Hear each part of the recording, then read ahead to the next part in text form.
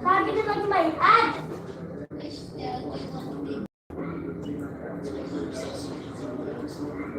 Hindi Robux? I want Robux! Creative lang yung nalo ko eh. Iyo! Iyo! Iyo! Creative, masarap. Sinapay. Hoy! Hindi ka na ma-allergy oh, kung bumili ako. Oh. Alam mo ba ako dali? Ah, napade. Dito na pala. Dito sa sala.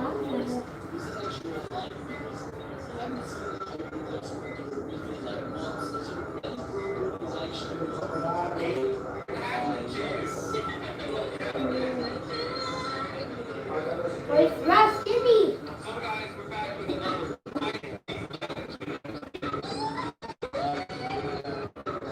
Kaya mo na yan. Ano?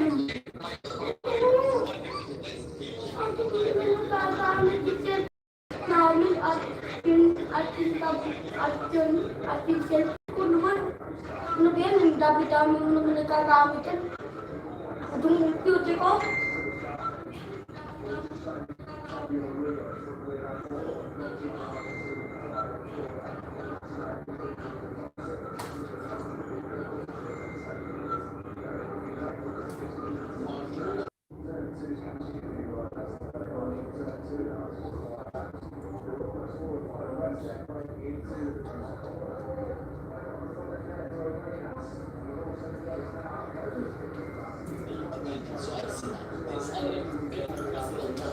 Nabili give me water. Uy, water.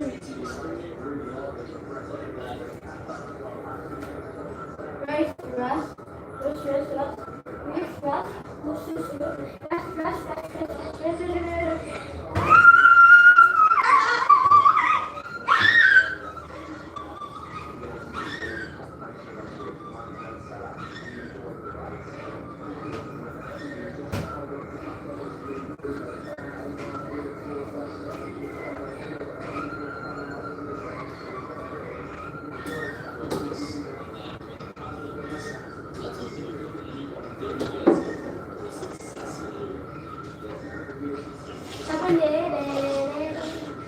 Ano? Uli mo yung charger. Daddy, don't touch that. Damit your life ako. Ganun lang? Oh. Dad, Ako na yung iba. Hindi yung sabi. Tago ko rin. yung gamot? Oh. Oo. Huwag na ako na magtago. Yun mo ba? Oh, ayun o, ayun o. Yan ha?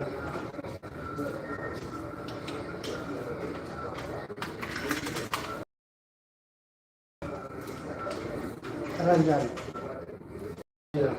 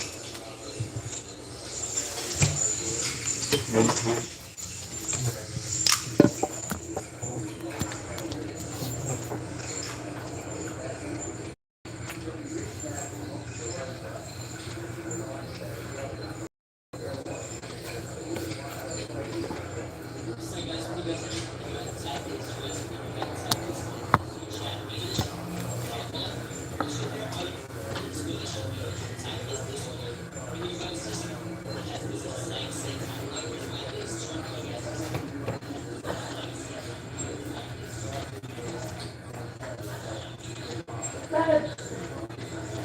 Bakit? Ay, ito lang na yung napapasok ko. Go. Sige! Don't touch that!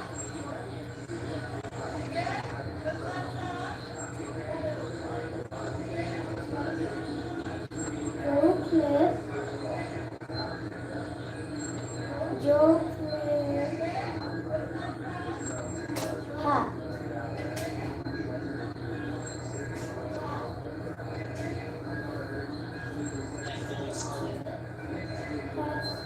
Four.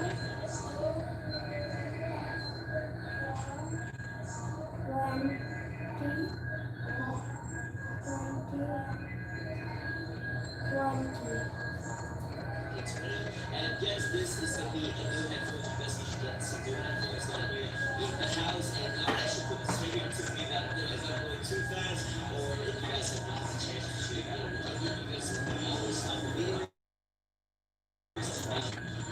Ako dapat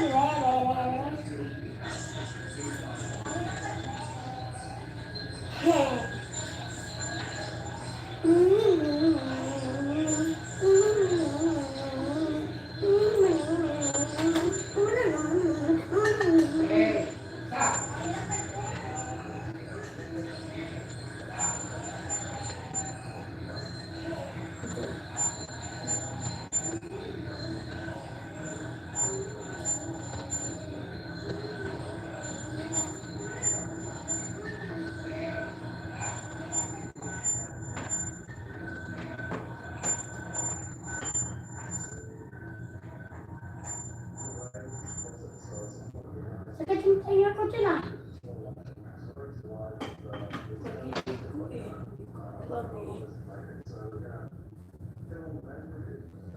Ah. 4.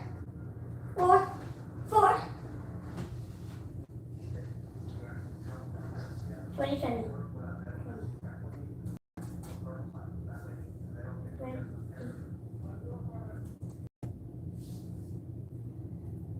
Sisirain mo yung computer eh.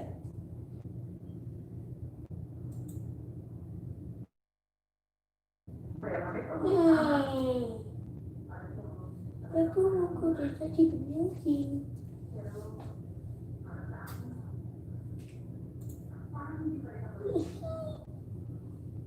Oke, aku selain.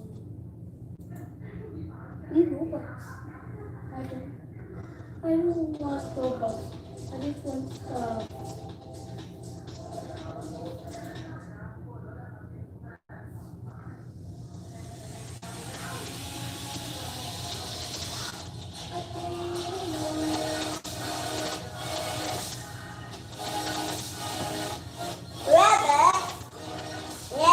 that's fake. You just have to put the password, and I don't even have password. Promo code 2014. Tapos sa restaurant? 2020.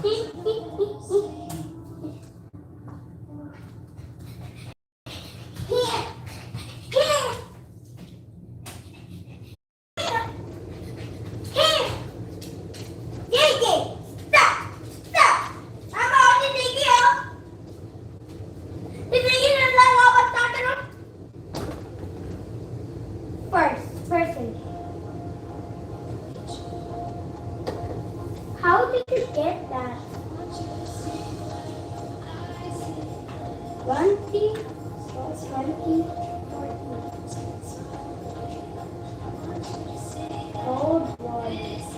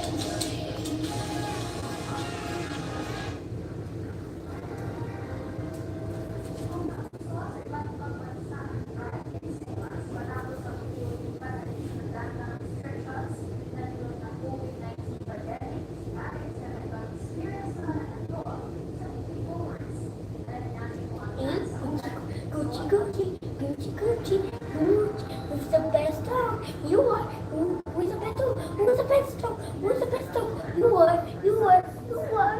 You're the cutest dog. Come on, come on. Sige. Sige.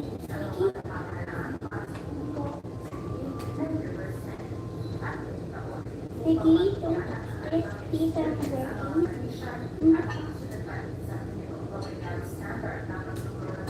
Mama, kapin mo muna si Sige kasi masya ako. Sige, stop! Mama, kapin mo muna. Sige, stop! Mama, kapin mo lang. Oh, kasi gusto ko eh. Mas gusto ko yan kaysa sa akin. Oh, sige. Huwag mo lang palawin.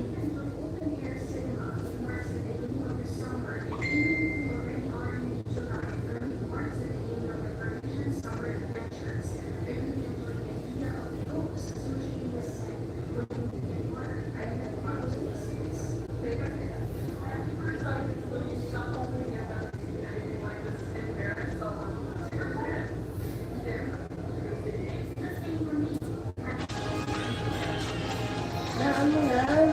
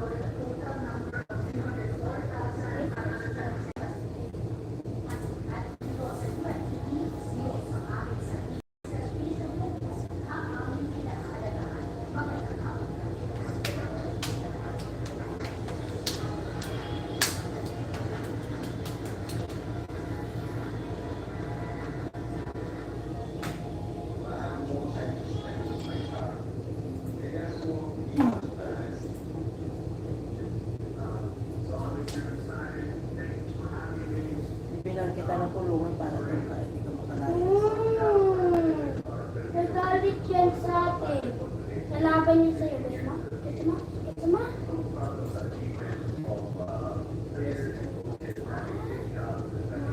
Dad?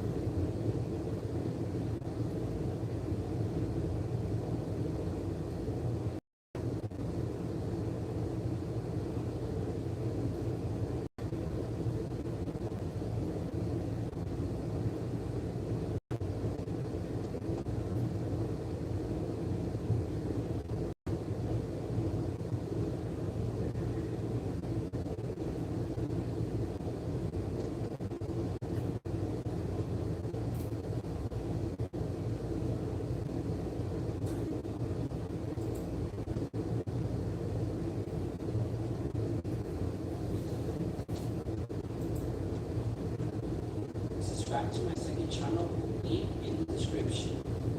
And join my group links, link in the description. Enjoy. So what I'm going to be doing now is I'm going to be making a Google unboxing and also making a day, a year, and a month right now. There we go. I just put all that right now. So now let's just do this.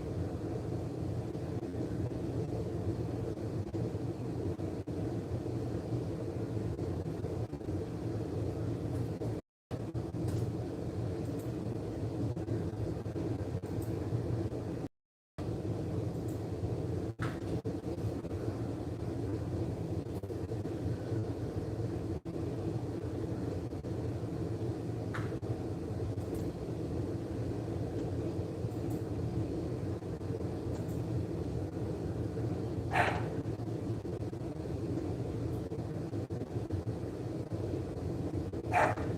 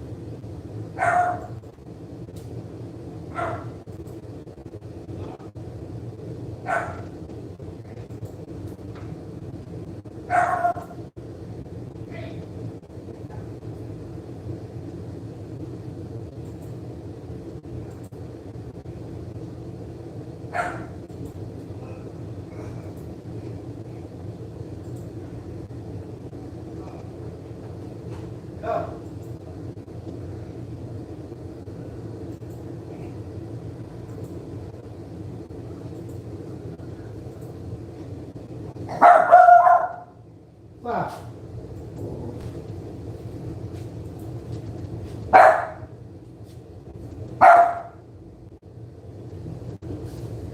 Nag-competition po mga tatay. Hindi po ka ng tulog para mamaya, ha?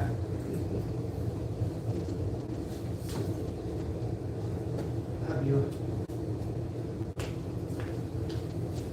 Ah, Wala din yung cellphone eh. ha? Wala din yung cellphone. Wala. Hindi.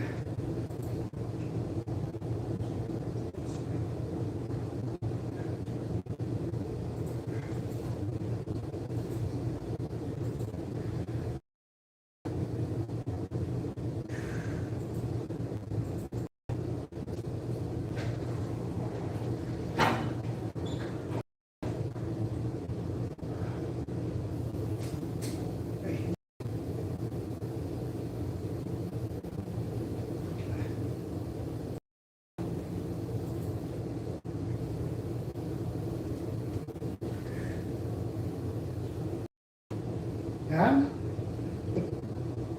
Ano pinagkakaabala mo dyan?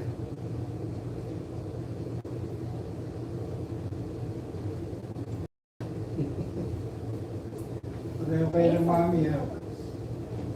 Nakit kayo dyan, ha?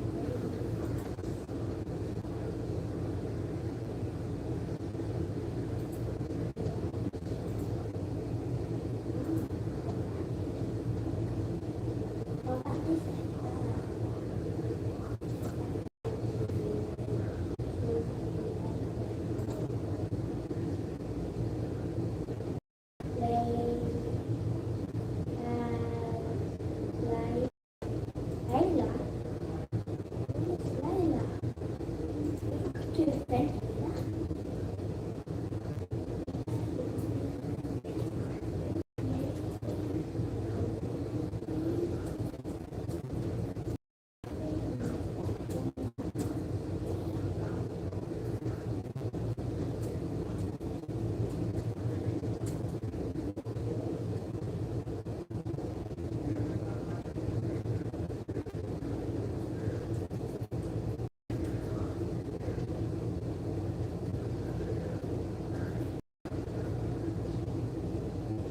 Yes, we can just.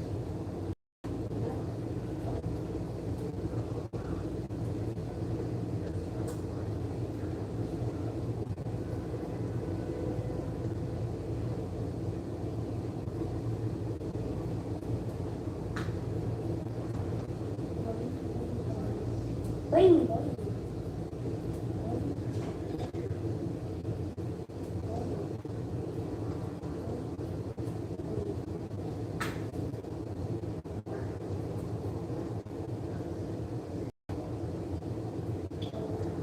No.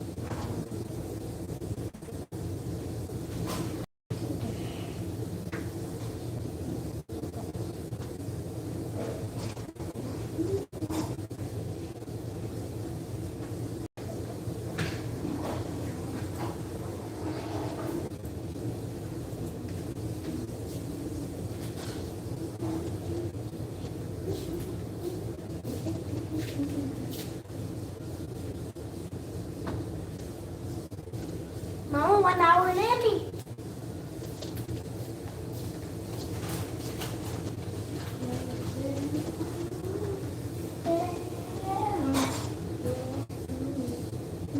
Charger nito ko.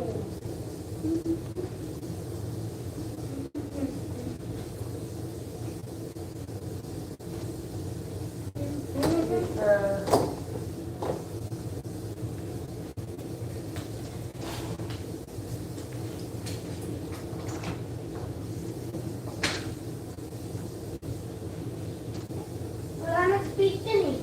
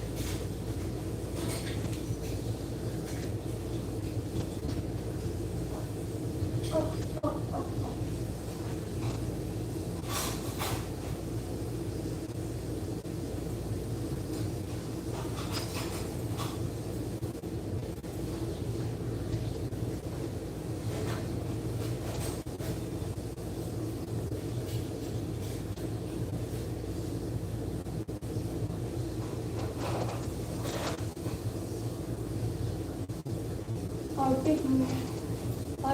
It's Area 51. May Area ka naman. Diba?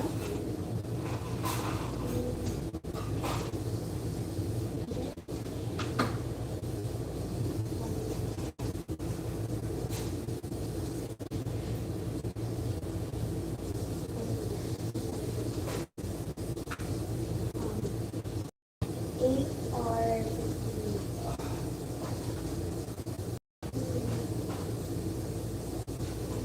15. Animal. Nothing serious? Nothing.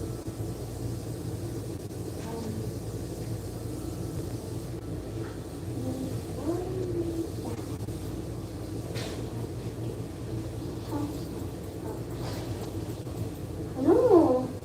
Ano?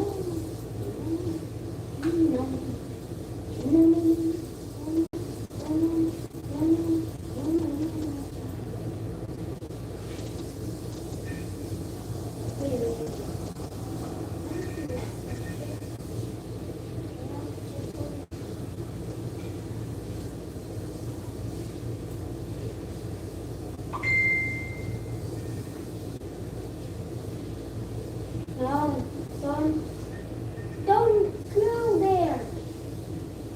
You're just gonna fall.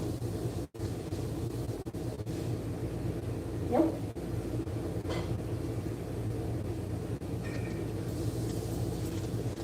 E. That's why you never go down when you want to.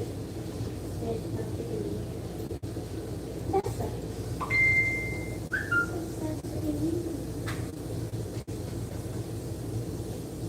And how long you must it is move.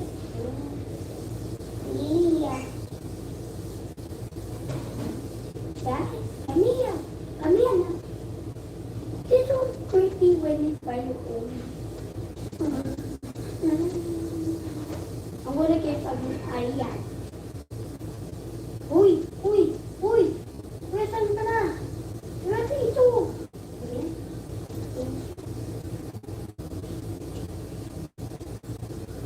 Where is that guy? I think I saw. I'm gonna eat it.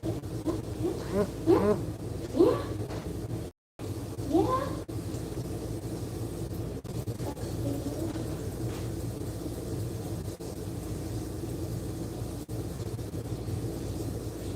Oh no, it's just me. Again.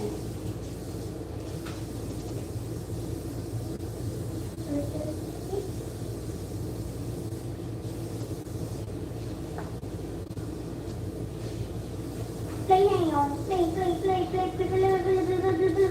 Coming soon.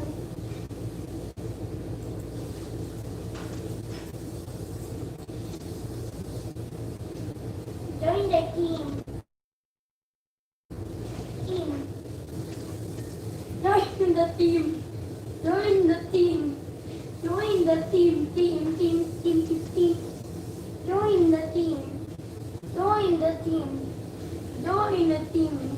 Team. Join the team. Join the team. Joining team. Go.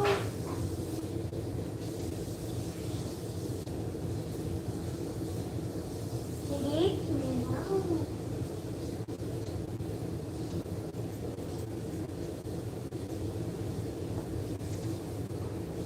Mommy, yeah, fever.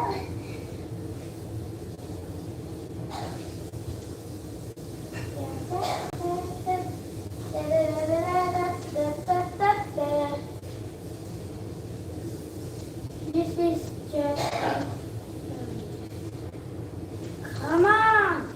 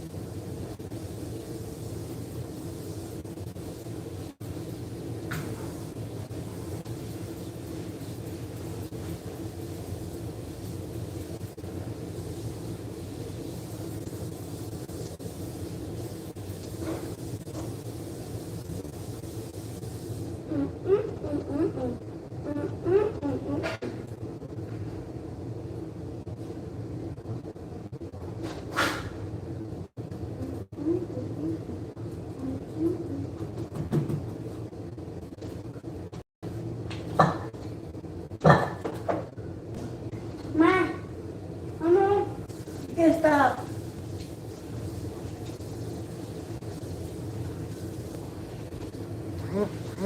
Sige. Ano?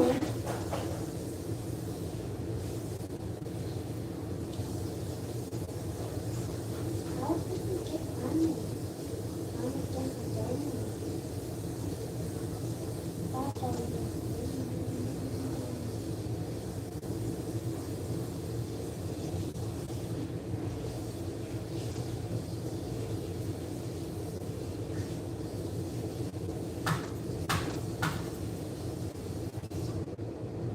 Are you not ready? Yes. Ready. That's good. Bye-bye.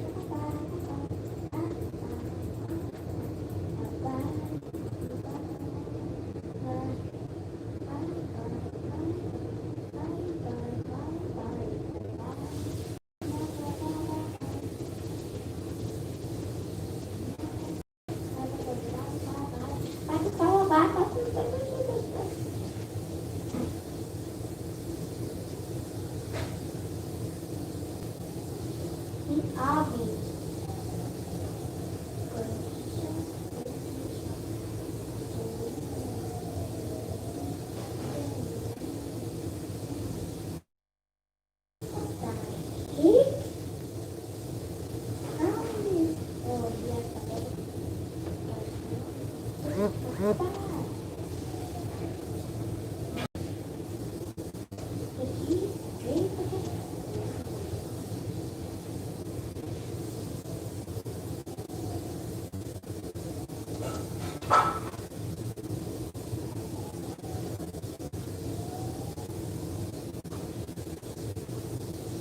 How are we doing shooting? I need it.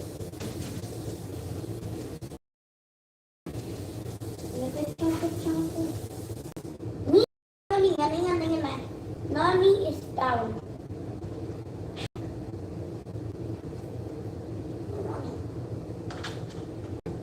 Come on. You got to look shopping.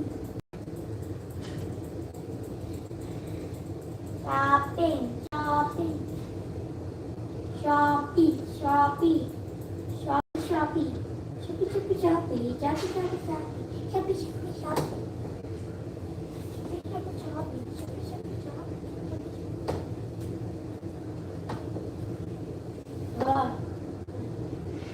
Come on.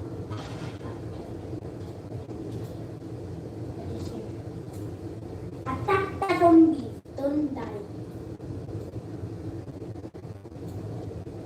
I'm cutting him. Okay, now, not going to take it.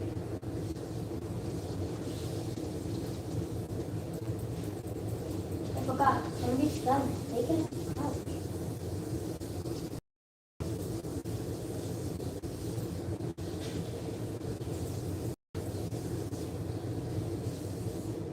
Do I have to do this? I'm doing. Oh, there. Shooting.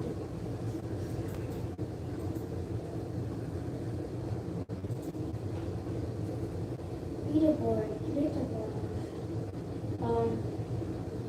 How much kills did I got? One. One. One. One. One. One. One. One. One. One. One.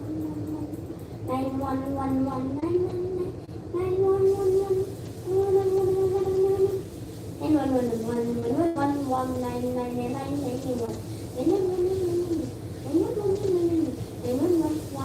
911.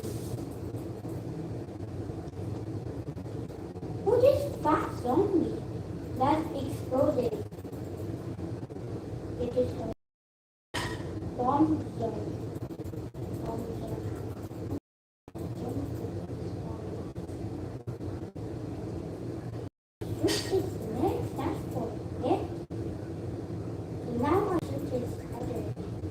in his head.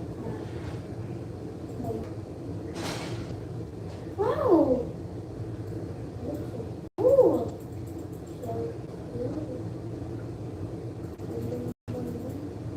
I won't eat it. Oh, I forgot. We have time with that. Oh my God. We have to go there again.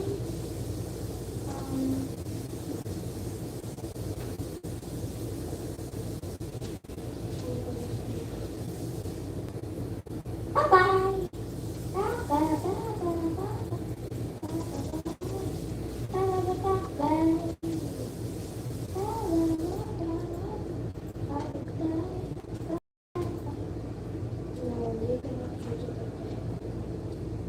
Ooh.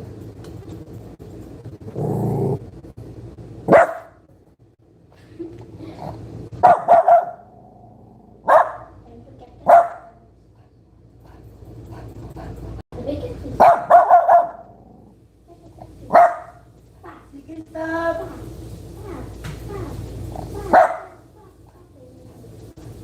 It's only for me. It's a quarantine.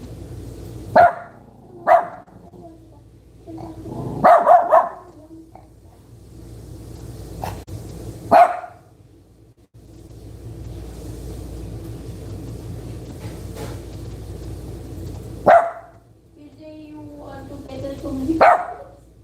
Ricky! Stop! Please stop. Please. It's kind of annoying. Why are you always screaming? I scream. When I scream, you scream. Hoy! Don't bite the wire, ha?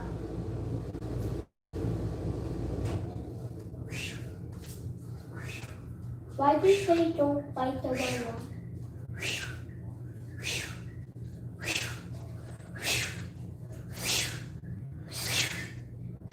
Nag-live ako. Ha? Nag-live ako. Ako ko yung basura. Tapon ko na.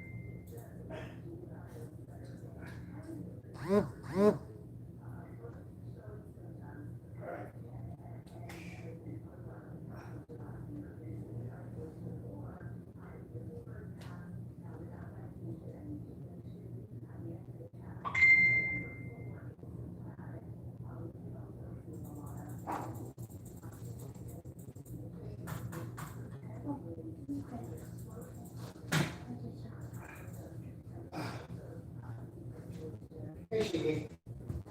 What's happening? What's happening, my man?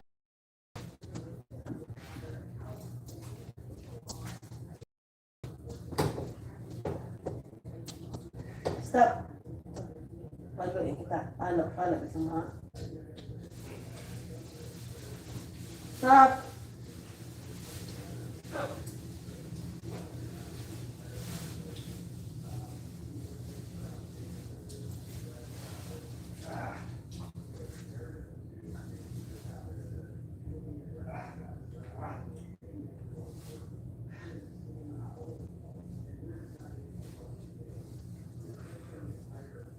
Well, let's go.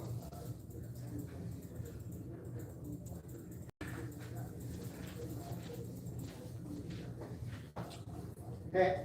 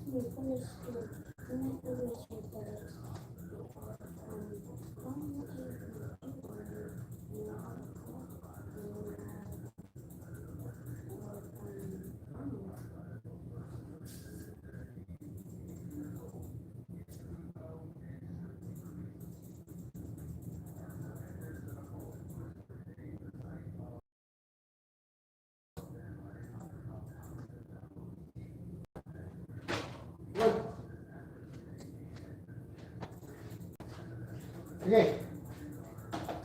Sige, tawagin mo nga rin. Sige!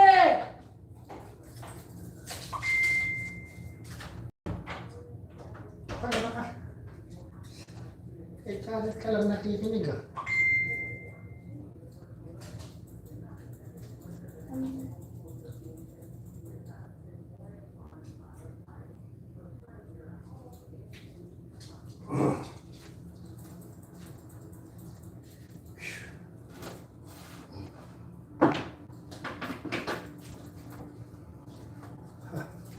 Pwede ba ako pupunta dito? Nakalive niya. Okay, okay lang. Nakarap naman niya sa labas. Nag-iipon kasi ako ng watch hour.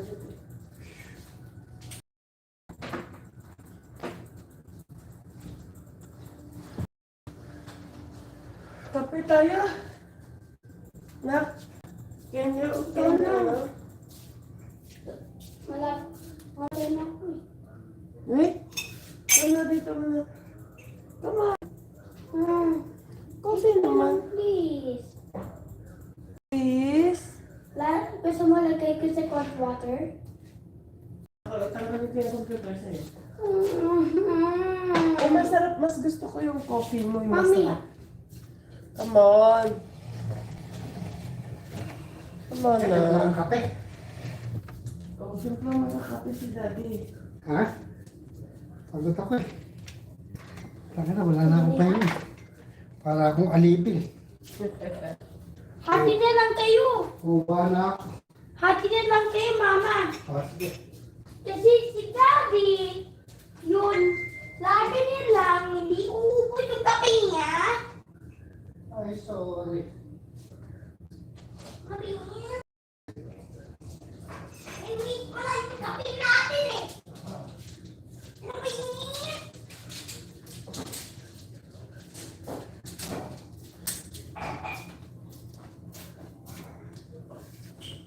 Ano to ako?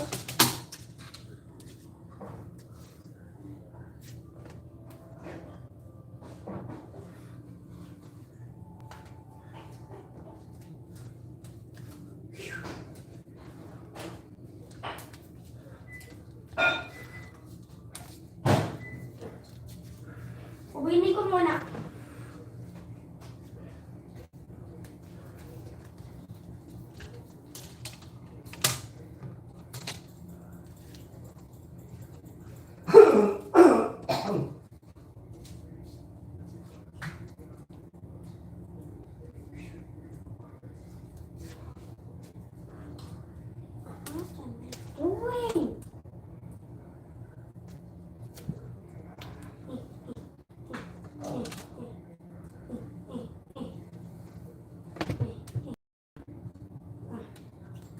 Doing?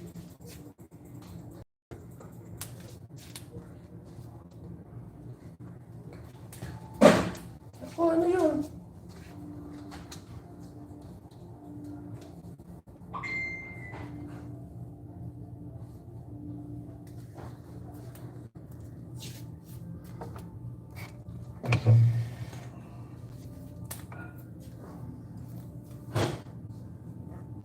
Hindi na yun. Ah, si Daddy yun. Nakuha lang yung damit. Kala ko may pumutok eh. Sarapan mo. Kunti nilang Mama yung kape. Hmm? Kunti nilang yung kape. Konti na lang.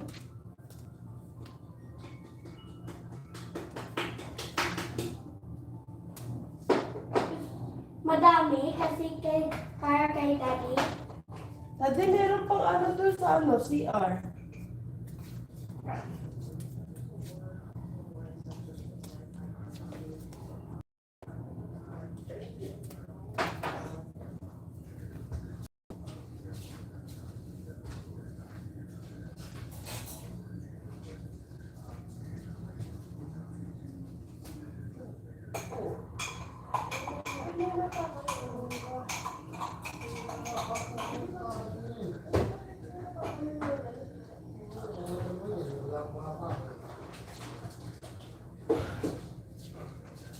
Aray!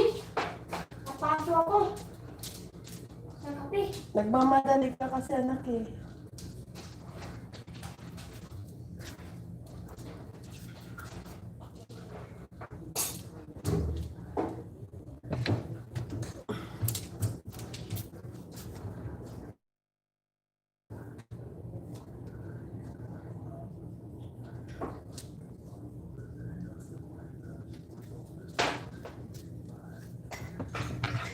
Bakit ka kape dun sa night time, ha? Ha? Ha? Ha? Masarap magkape. Coffee is life. No, it's not.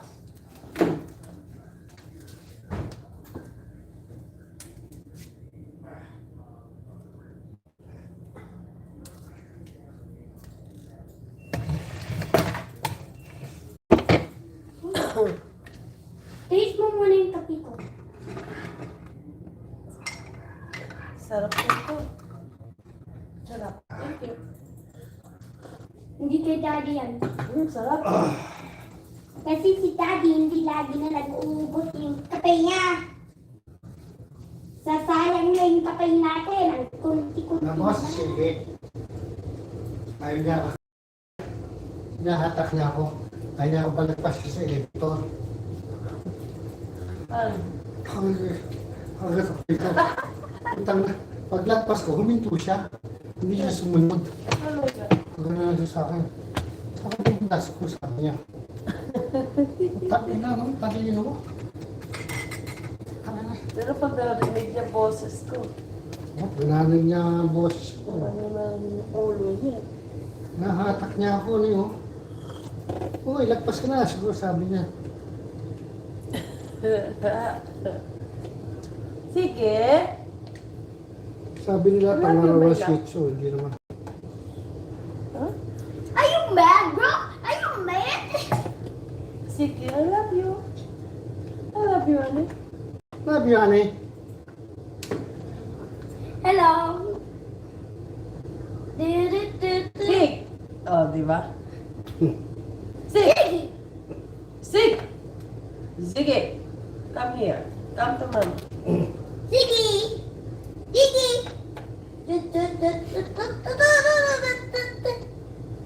Veamos yan.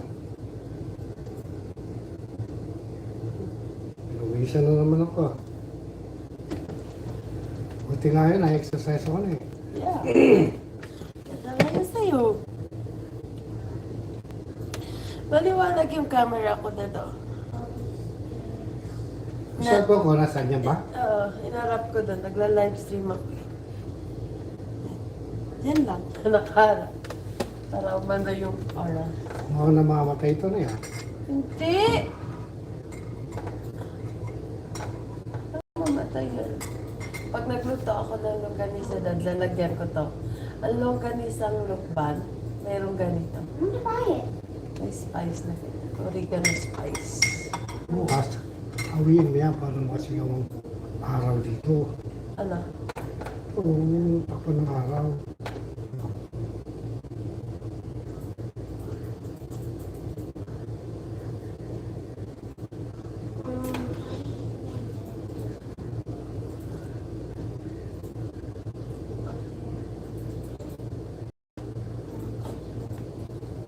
Ang galing na ano yun ah. Yung malaman.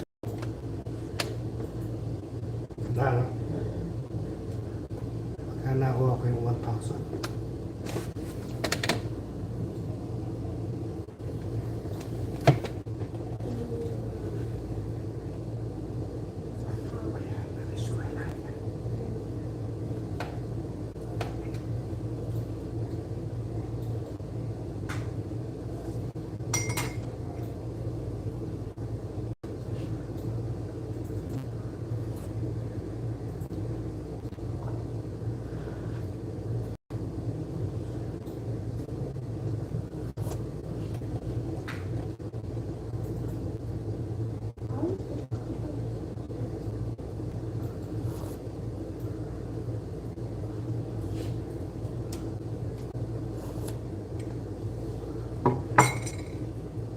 Sarap na kape ni Jen, oh. Ano mo? Gusto niyo magtagpaya? Oo. Hmm. Okay sa'yo. Lasa. Tinuruan ko yan. Sino nagturo sa'yo? Oo. Mami, bakit tinuruan din kita eh?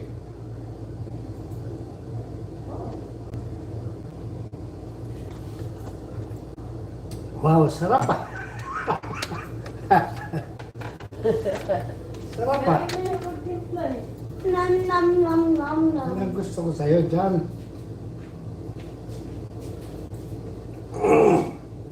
Nom nom nom nom nom nom nom. Eh, putol mo ako ng keso dyan. Kapaso lang. Ano yung keso? Cheese? Cheese? Cheese? Cheese? Cheese? Cheese? Cheese? Cheese? Cheese? Cheese? Cheese? Cheese? Cheese? Cheese? Cheese!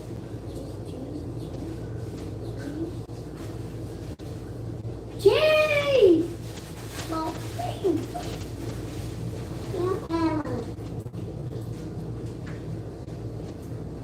Papa.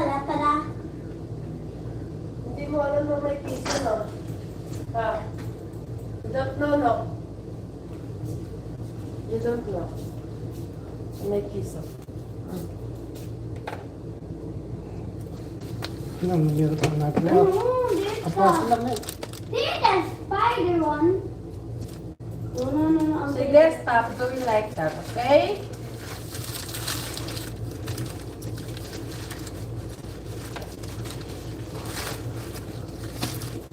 Butak na yung keso ah. Hit. Ano yung keso?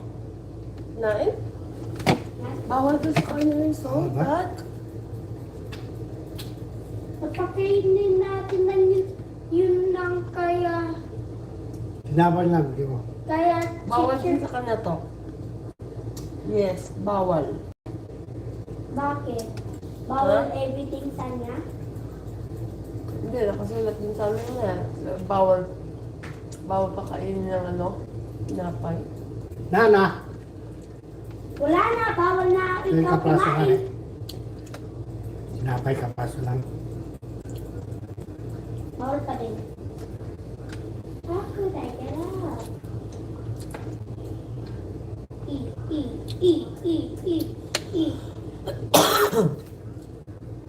Johnny on my TV.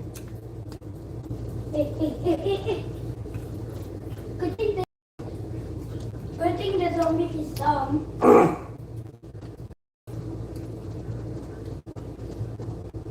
A plan for what's going up when we take it down.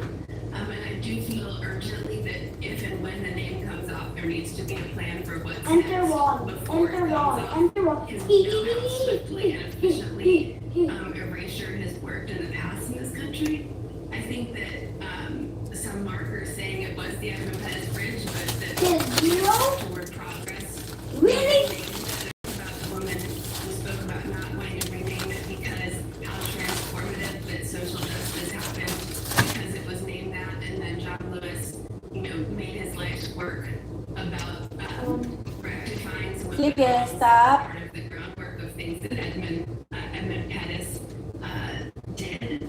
I think that is so visceral and complicated, but I also think that part of the next step of that transformation is to find a way to not have to live walking under the man who committed those kind of crimes against humanity, as what I call them. And so I do want the name to be revised. I do think that we need to have a plan about what the name will be before we move forward. Well, this initiative is certainly getting a lot of support.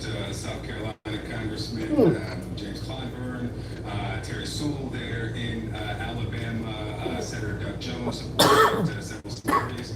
Thank you so much for the Sit down, conversation. Jenny, sit down. Yeah. Williams and Michael Starr Hopkins. Yes. Good to have you this morning. Thank you. Yes. Thank y'all. I want to bite on. Bite on.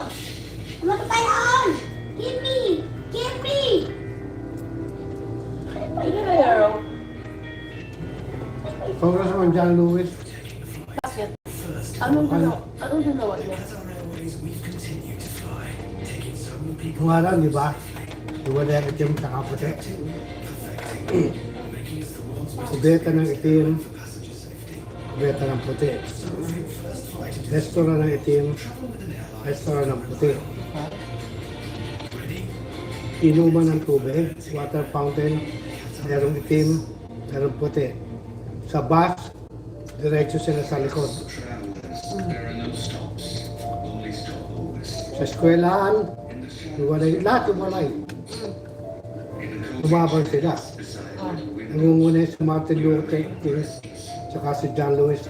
Apat na beses sinaresto yan. Ang araw, sa demonstration. Saan ka yan? Nangunguna siya. Thanks. Si Martin Luther King, pinatay. Ay, dati. Ito, nakaligtas. Nagtatalumpati sa balcony. Na bumalik sa kabila. Oh? Until we can trip beyond with Troubadour. Zombie, there's no zombies that are Dito naman yung merong slave na mga black. Ha? Anong taon yun? Ano? Anong taon? 60s lang yun. Bago ako dumating doon. 60s lang? 69 ako dumating doon eh. Dumating ako doon. Tuwalay pang sa restaurant ng itim, saka puti. Buti hindi kayo niwalay. Buti hindi kayo niwalay. Hindi na ako kumakain doon eh. Hindi ako kumakain sa basta lang po. Kasi ito yung ka. Paupuin ka lang, pero hindi ka sisilbihan. Oh. Ang sama ka. Nangyari sa tatay. Ano? Nangyari sa tatay ko. Bakit maitim pa tayo? Ha? Maitim? Hindi naman. Ganito. Pang tangkol sa kunakaupo nun. Wala akong maintindihan sa akin. Tangna, may pera naman ako ah. Eh.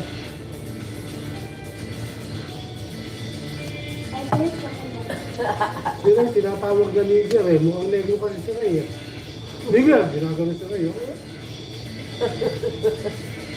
Pero puti naman sa rin, hindi naman naitim. Mas naitim ko pa rin. Ako nga nakapaski dyan ah. Wanted. Clerk, bookkeeper, accountant. Kaya ha, pagpasok ko ron. Yes, can I help you? Can I have an application form? What position are you applying for? Accounting clerk, bookkeeper, accountant? Any one of those? You don't have accounting department.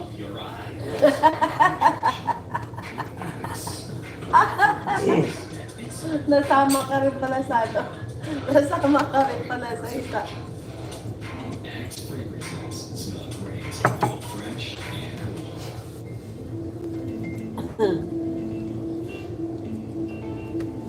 Tsaka ano? Nakalagay pa ron ha? Wanted ha? Pag ako nag-apply, oh, the position is already taken. Parang ang sakit na saklat, no? Putangin na.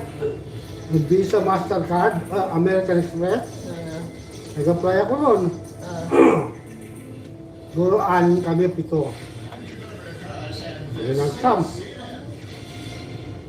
4 kami pumasa, 3 pinauwi, bagsak. Right there, will be interviewed. Tawag doon sa pang-4 ako. Sabi sa akin, the personal manager is going out to lunch. Sabi, why did you go home, have your lunch, and then we'll call you. And then you come back. Hindi na ako tinuwagan. Parang hindi mo saktan. Ang ngiti mo kasi. Ang payat ko pa, 120 pounds.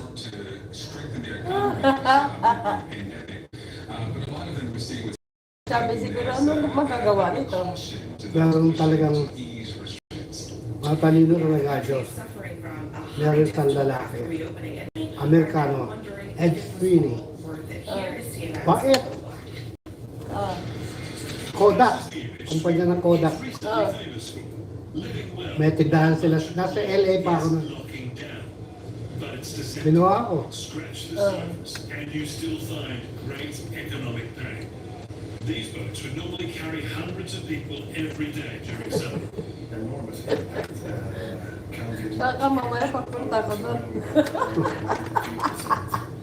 Baka mamaya pagpunta ko sabihin nila na This restaurant opened just weeks Eh, before the sinapos mo sa, ano, Looking at the numbers, of course, eskwelahan. it's minus. sa And just Yung like ano, yung caregiving. lockdown cities around the world, those in Stockholm saka ano, high school education ka, di ba? We are actually bleeding. Pinatuloy doon. Everyone in the hospitality industry in Sweden is What, bleeding. what are you going to work for when you're saying industries too. caregiver, lalagay ko? Sweden's economy is, anything. like its designer shoe brand, Yeah, largely built on reference. selling stuff to people in other countries. Kasi inaano na. Many Swedish businesses could stay open.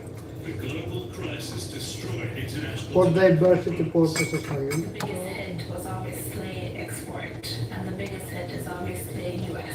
And the US is our second largest market. And Swedish manufacturers have also cut off international supply chains. Kameka Volvo shut down its Swedish plant Wow. for 3 weeks because it ran Wow, out of plants. wow. It all means Sweden's economy is predicted to contract this year by more than 5%. Great job. Of thousands Ay, yung purposes lang kung ano, pinaka-main ano mo. That's on top of a disturbing COVID-19 death toll. More than 5,500 in a small country of just 10 million. So some Swedes are now asking, was staying open worth it? I think the price paid in terms of lives lost. Hanggang kailan pala yung interview? Kailangan makapasa ka. Ay, kailangan makapasa tayo sa interview. Swedish officials Na October pa yun. So, kailangan mo mag-focus ka na. By October, kailangan ng submit na natin lahat. Oh, American, yay! 3 months na lang, Dad. Tabuan lang yun, wala pa. Nag-aaralan ko ulit, don't worry. self-touch experiment pushing personal responsibility in search of Ayun na, paulit-ulit kong binasa sa ano. At hindi ako na. desperately find the right balance. But the end results suggested an obvious Palala, hindi, pain-free solution to hindi living naman with palala ito para sa akin. Phil Black, CNN. May kanya-kanyang category. Kids, Ito, pipilang ka no, school year, yung tiga-Pilipinas ka. Ito, Pilipinas, tiga-India ka, Afghanistan, Iraq, Syria, ano yun. Kaya lalagpasan mo yun. when to do it to make sure you set your kid up for success on the other side of the break. First.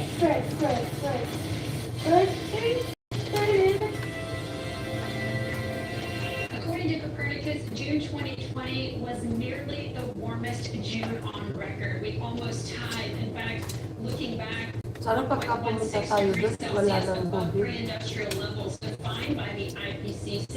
Wala pang And the pinapapunta doon Siberian hanggang Arctic ngayon. landmass was the warmest Wala pang on record for pinapasok June. You doon. can see that bright red Baka spot hanggang sa isang taon pa yun, hindi pa magpapalo. right there in Siberia. Very, Ay, very warm. And if you huwag look tayo back pumunta over the doon. last Kaya 6 okay lang yun. months, every month was either the warmest Kasi, or second pagka warmest pumunta month tayo on doon, record. So tapos, a lot may of COVID. heat in 2020. We're also Wala looking at Kuwakantin tayo. Saharan dust. Hindi, ang una-unang matatamaan sa Now, COVID, this is ikaw. something that's very hard Oh. to quantify. At saka kukuwakantin ka rin Looking at yung images, dapat we can araw. tell that this is the largest amount we've seen in recent decades. Pag natamaan ka doon, hindi naman na ganun kalakas ang ano mo, immune system mo.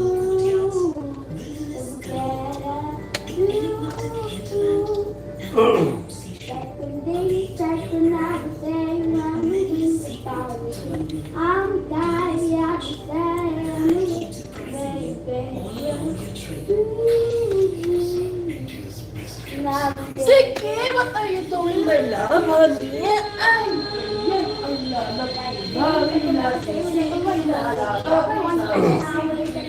may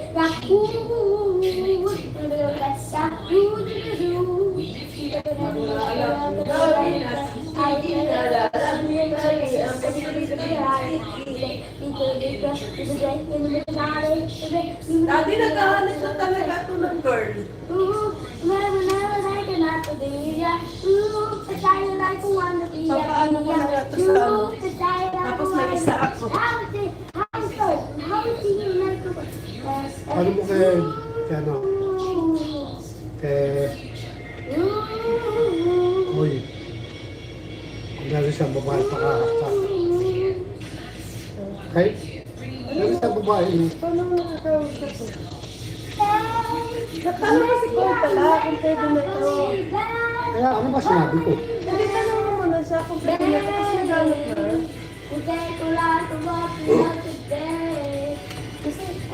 May get mo sa 6 months, di ba? Labi niya nga. Baka sinabi yung pampangan mo. Kasi nare-reklamo rin yung babae ng 6 months. Labi niya rin yun. Kiss mami. Ano kiss mami? Kiss mami. Mami. Mami. I was dead roll on my robot. Tapos kukunin natin babae. How can they spend on my robot? I don't even have robot. Can I speak to your Parang may master? partner. Nick, Nick, Pwede ba yung aso na anak niya, ano yun niya? Pwede yun? Adat? Aso. Mama, alam mo, abang na-sell mo yung mga puppies niya, bigay mo na siya ng babae. Kung ikaw kaya bigyan ko ng babae. Mas matanda ko sa kanya. Hindi ka ganyan. No. Bakit? Coronavirus. Para, ano? Nalagay kami ko. Ito, bagay na napalo. Are you okay now? Ala, after ano, 9:30 ako nasa computer, ah. Lagi ka na lang na live, ha? Yeah. Wala na live. It's the worst live. Again. Ooh. So there's a new study that suggests that Here we go. Our face is so wild. Yes, I can see God. You know, dear God. This face is so highway. Our fire goes on way. Up and side, side. You know, you can. If this is so highway, if I is millions of American children prefer to pay next Joining me now is Alan West, Executive Director of the National Homeschool Association. Alan, good morning to you. Thank you for your time. Good morning. So I want to first say that, and you tell about producers that homeschooling is different than schooling from home, and I want to wrap on that point, but let's start with some specifics for Parang balat tali families si that B, have ah. had to Tanggalin yung balat home niya. at the start of the year. How much structure should there be? Should we see kids getting up and getting dressed for school and Heck yeah. having What? a normal breakfast Here, at the same time as Ayun yung they're naman. going to work? Well, if the kids who have been in the public school system Sa akin yun, no? familiar with and they're planning to go back to the public Ayan school lang pa sa elevator. and maintaining some semblance of structure and schedule is probably a good idea. It would be nice to let them have a say in how the structure goes down because it just tends to work better and less. Hey, builders, Hey, give me you money. also need to understand that when you're doing Builders, look, builders. time in a day, Not even answering maybe me. 2 hours to get the same amount of learning accomplished as it would 8 hours in a school setting. So, Hoy, structure kinagat niyo yung wire ng plancha ko. of not having to spend nearly as much Ano nangyari? Plancha sa buhok, naputol. The space or the Bakit ko luxury sa mo Hindi siya, nilalagay? Rod, ako na nilagay, oh. best? Should the students or children be Wala na working yan. in Mapapatang pa ba yun? Should they be working Ano? where Pwede. table? Kaso mahal. Should they all be together? What works best? Mga first sila, Well, mga again, it's 100. kind of a personal 20. preference, you would At kind of abang matapang comfortable sitting at the kitchen table. Kaya trabaho na mahilig siya. Wherever they feel most comfortable would be Picture up. for them to be able to do Papel. whatever kind of work that they're doing. I know that a lot of schools are putting Bibili ako ng dyan lang na maliit. and Ito they have ganun. to be in front of those schools. At malapit na magkagusat ng factory. That's going to occur Mura lang yun eh. with that because it's Maliwanag. they do that for so long.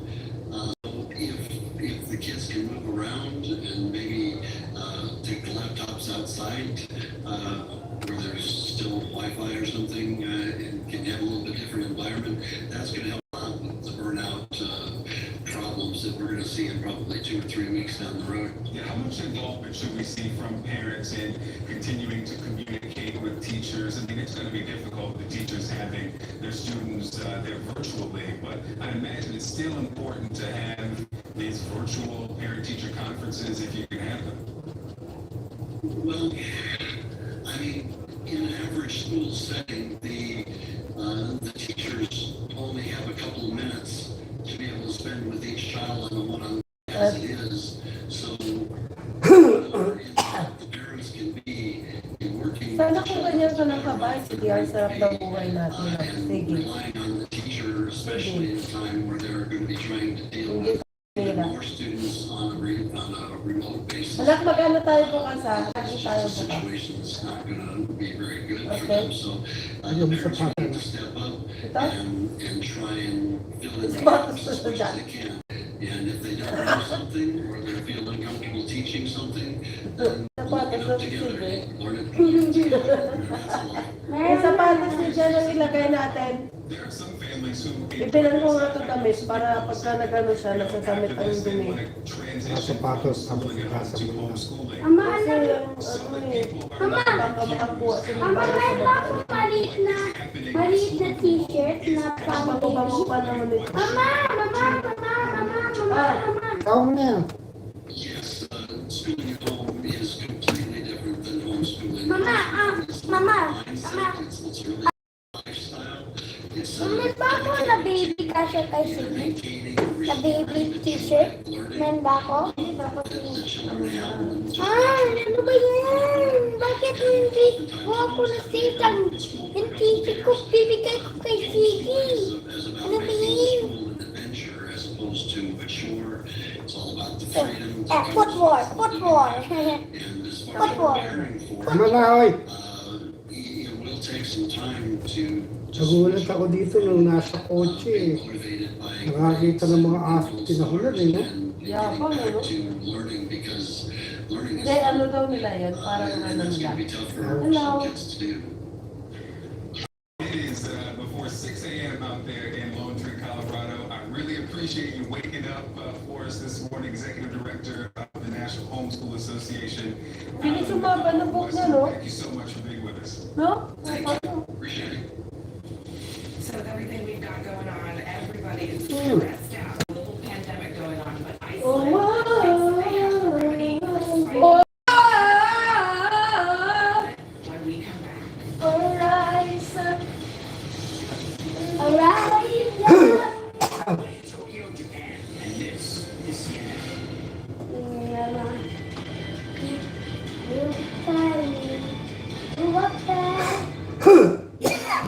I'm 18 years old and I live in McLean, Virginia. And this September, I'm supposed to be at Indiana University. To the job environmental science or climate change. And so I know that a lot of discussions have really been put on hold. And I really hope that it will continue to be a priority. And otherwise, I would definitely have to turn my career back. As a nation, we must unite behind science before it is too late. Like the main thing that I've really been working on has been starting my new nonprofit. So I'm Iranian American, and one of the things that I really noticed was that there's a lot of accessibility in the climate movement to people who don't speak English. We're working with a 501c3 so we can give community service hours for students to do translations of climate change information.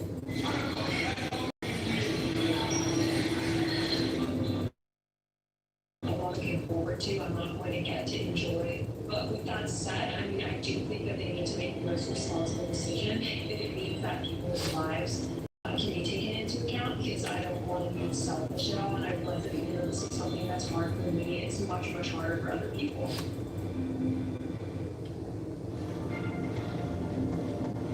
I thought we're gonna be friends.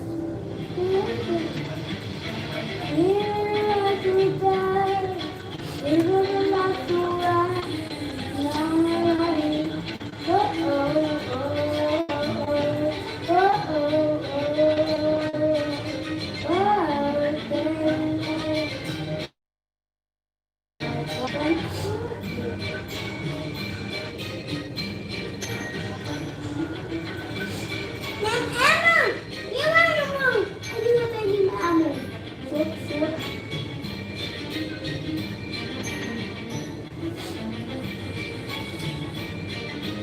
Yes, I can buy this.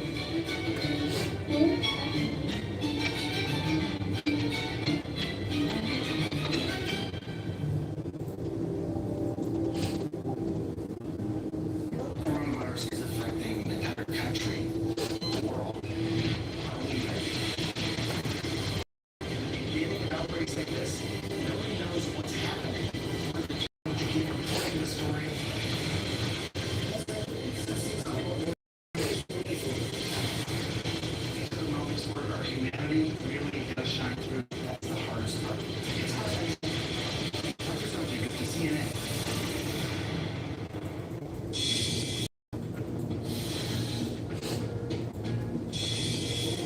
I'm afraid that a highly polarised time in US society, particularly in the run-up to this highly consequential election in November, where people are shouting at each other from right and left, and where, of course, in some senses, Facebook is a mirror to society. We're a private company, but we run the platform on which American democracy plays itself out and all its glory and greatness. And that is reflected on our platform. I'm not going to pretend that we're going to get rid of everything that people react negatively to, not least as you very well know, politically. There are folk on the right who think that we take out too much content, folk on the left who think we don't take out enough. We will continue to do what we think is the only sensible way forward, to have clear rules, to bear down very aggressively on hate speech in particular, remove it from our platform.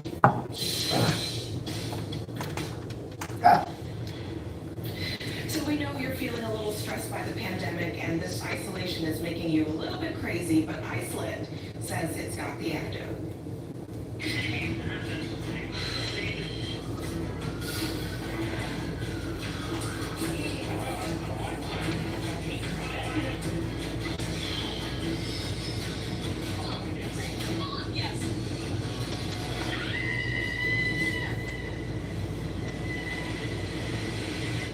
All right, so let me explain this. The Icelandic Tourism Board has set up a website that lets you, wherever you are, record yourself screaming, and then they're going to play that scream back on loudspeakers in a remote part of the country. Now, this is the part I don't really get. The website allows you to hear other people's screams in your house. Right? I don't know why we want to hear somebody else's screams, but thanks, Iceland. Yeah, if you really want to let it go, you can go to lookslikeyouneediceland.com. I will stick with my sourdough. Yes. And I'll handle it that way. Folks, certainly. Yes, something about Is at home caring for her husband with coronavirus. He's getting a little bit better. We'll certainly keep you all in our thoughts. Inside Politics with John King is up next. Away from the maddening crowd, into the surreal wilderness. Step of marvelous. The joy of a fleeting arrow. The winding trails. The want of a healing hound. Alright. Bhutan, the safest place. Ang matuwawit na yan.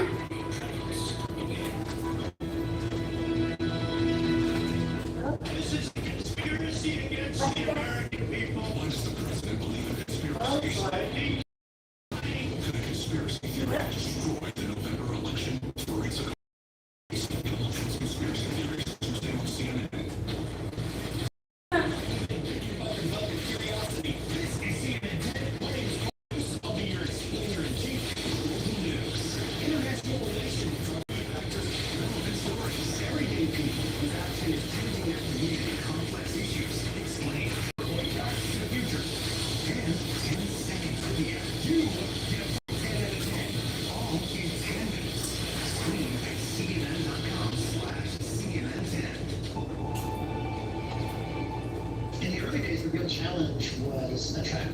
underrepresented minorities in tech specifically. So we're a technology company, but obviously we employ people in business roles, customer support, and elsewhere.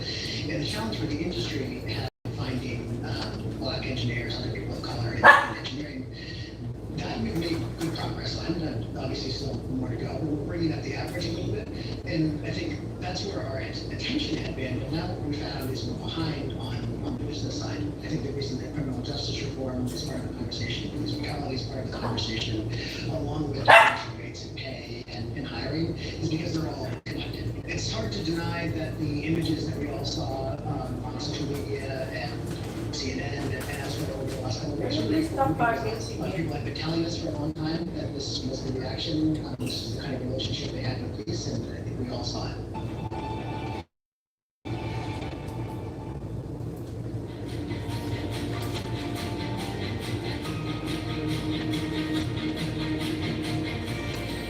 Get ready for Safe Skies. Weather sponsored by Qatar Airways.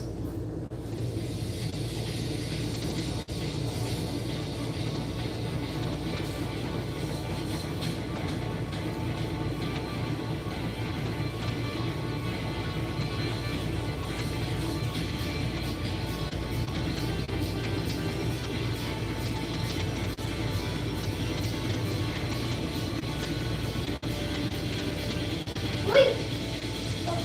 Pink lang.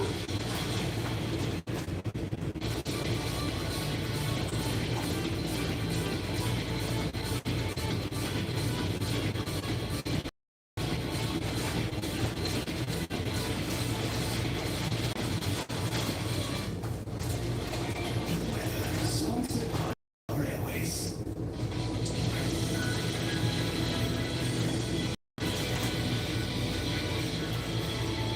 Uy!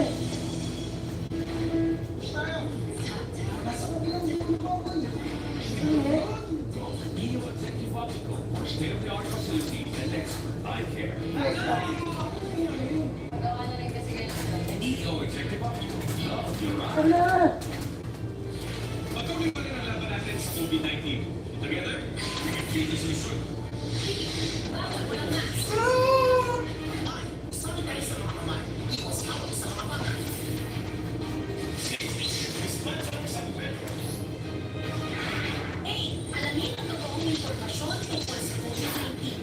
Protektahan natin ang sarili at mga mahal sa buhay. Bigyan natin siya sa COVID-19.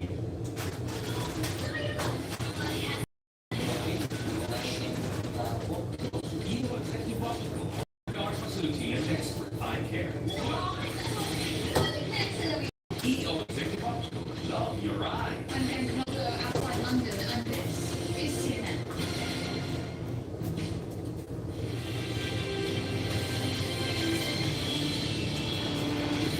Record-shattering coronavirus surge. The situation is dire, our hospitalizations are at an all-time high. And a president in denial. We have the lowest mortality in the world. We're doing a great job. Plus, Joe Biden takes the double-digit lead. Won't be turned the corner without presidential leadership. And America loses a hero. You must never, ever give up. You must be brave, bold, and courageous.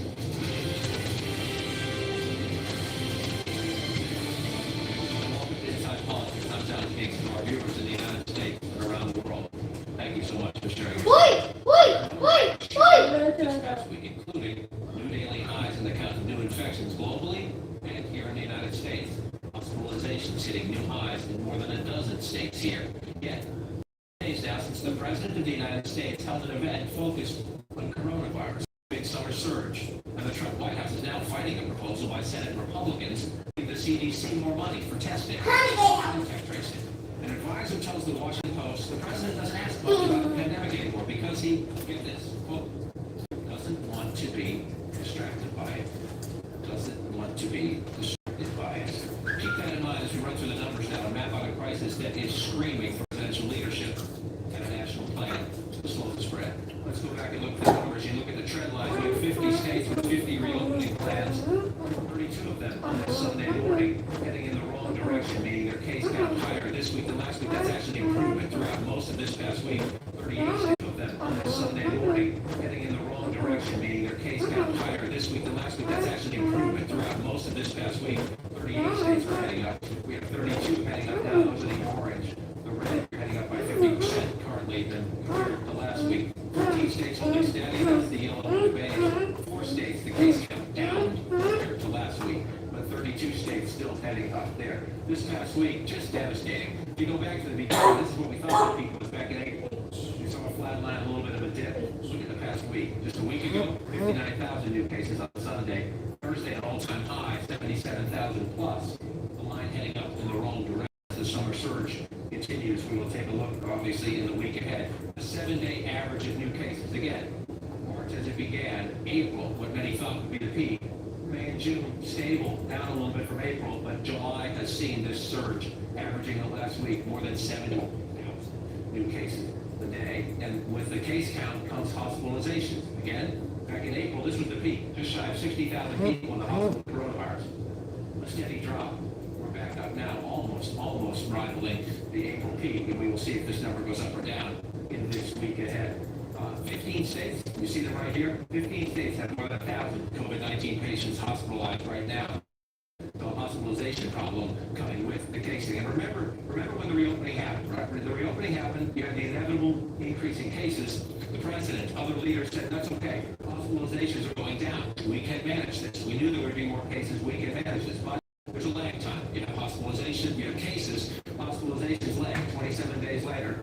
You see hospitalizations now starting to go up. That is the problem now in many communities. We'll discuss that in the hour ahead. The White House, well aware of this growing crisis, even if the president refuses to acknowledge it. A document prepared for the coronavirus task force puts 18 states in a red zone. It says they should roll back their reopenings. But that document has not been made public. And we know the president wants the economies left open. That document urges several states to enact mask mandates. The president opposes a national mask requirement. I want people to have a certain freedom, and I don't believe in it, no. And I don't agree with the statement that if everybody wear a mask, everything disappears. Hey, Dr. Fauci said don't wear a mask. Or Surgeon General, terrific guy, said don't wear a mask. Everybody was saying don't wear a mask, so everybody's got to wear a mask. And as you know, masks cause problems too. With that being said, I'm a believer in masks. I think masks are good. Yet again, when the president speaks, a lot of that is misleading. Masks do not cause problems. Dr. Fauci and the Surgeon General did say months ago masks were not recommended, but they now say they are vital to slowing the spread. And the president, who right there called himself a big believer in masks, almost never wears one. Caitlin is live for us in the White House this Sunday. Caitlin, the president's philosophy seems to be, if I pretend the coronavirus is not happening, it will go away. And the question is, that's obviously not working based on the charts that you just showed us. And those are the same numbers that the coronavirus task force is looking at when they meet several times a week. So the question is, why is this no longer a priority for the president? Why are they no longer doing these events as you saw in March and April? And instead this week, the president's schedule could have been his schedule if there was not a pandemic going on. He did not hold a single event dedicated to COVID-19, John, and instead held several other events on deregulation, on an MS-13 briefing, several other things that the president did. And he even went to Atlanta to give a speech on infrastructure and didn't visit the CDC while he was there. Something that even several aides who work in the White House said could have been such an easy stop for the president to make since he had already flown down to Georgia. But often his schedule reflects his priorities. I mean, his aides would put an event on the schedule if the president was talking about it and if he wanted to see it. You know, we did not see any of that materialize this week, John, and he has actually not held a COVID-19 dedicated event since the Tuesday before that, when they sat down with chancellors and other school administrators to talk about reopening schools, and have instead continued that push. And clearly the American people are taking notice that the president seems to be tuning out what's going on, because 60% of people in that ABC Washington Post poll say they disapprove of how the president has reacted to this so far. And John, a pretty significant amount also said they strongly disapprove of the president's reaction. So the question is, do they change course going forward? What are they trying to do to get the president to pay more attention to this? And some aides like Kellyanne Conway bringing back those daily briefings where the president was often at the helm for hours on end, taking questions and talking with the health experts. But there are other people inside the White House who do not think that's a good idea, because, of course, the last time he was in that briefing room taking questions from us in the COVID-19 sense, he was talking about, using disinfectants like bleach to potentially try to treat coronavirus. So the question really is going forward what he's going to do and if it's too late for him to now start trying to make it a priority. Akin ito, Siggy. Akin ito. He's been stubbornly refusing to. So far, Caitlin Collins, live for us, the White House. Appreciate that very much. Florida, of course, the hottest of the many hotspots right now. The Miami area, right now the epicenter of that state's alarming surge. Miami Beach, Miami-Dade County, and neighboring Broward County all imposed new curfews this weekend. Miami-Dade trends, take a look here, are alarming. The positivity rate, 27%. Ventilators in use, 36%. 122% capacity. Come on! I see you bets. Miami Mayor Francis Suarez with us this Sunday. Mr. Mayor, I want to start. We just left the White House, our White House correspondent there. You're quoted in this New York Times piece that is a devastating look at the president's failure to grasp the scope of this crisis. You say people follow leaders. People follow the people who are supposed to be the leaders. The second part there, supposed to be the leaders. How much is your crisis in Miami? How much of it can you tie back to the White House and the way the president has handled this? Well, mask in public rule is a good it's a good example, and that's we've been urging, and I've been urging the president, and I've been urging the governor to issue a mask in public rule for the state and for the nation. There's a segment of our population, of our city, that will only listen to them. And I think it's important that they lead in moments like this. This is an opportunity for the president election year to basically lean into this crisis and show leadership. And I think that's what mayors across the country have had to do because there hasn't been guidance from the CDC in terms of what to do with this resurgence. And so we've had to cobble together our own experts, talk to hospital administrators. I talk to hospital administrators 3 times a week. I talk to my epidemiologists and biostatisticians 3 times a week. And I'm now starting to talk to the business community and explaining to them how dire the situation is and how we may have to make some very difficult decisions in the coming days. But it would be great if we had a uniformity of a message all the way up and down from an urban city like ours, all the way through to to the president, of course. When you talk about the difficult decisions you may have to make in the coming days, you're talking about rolling back the reopening. There's a curfew in place. We just showed, I can show you the Florida. Just this is statewide in Florida. Newly confirmed deaths. Remember when the reopening happened, everybody said, we got this, right? We got this. Cases will go up. And then hospitalizations started to go up, and now deaths are starting to go up, sadly. One of the things in Florida, as you test this, the question is, you do more testing, you want to get those numbers down to say, hey, people can go back to work, people can even go to a restaurant because there's not community spread. You look at the Florida positivity numbers, 20%, they are higher in the community. In those conversations with the business community, are you saying another day or 3 of this, we're going to have to shut down? Yeah, we're definitely telling them that, if things continue and this continues to be unmanageable, we're going to have to make some dramatic decisions that potentially is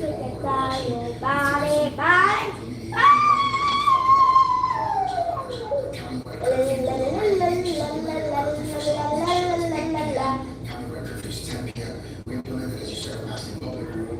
We just eliminated the warning for mask in public, so it'll be a $50, $150, and $500 fine. Accumulating, we've closed indoor dining, the county has. So there have been a variety of remedial measures, and some more experts are saying, look, we need to give it a little bit of time to see if these remediation measures work.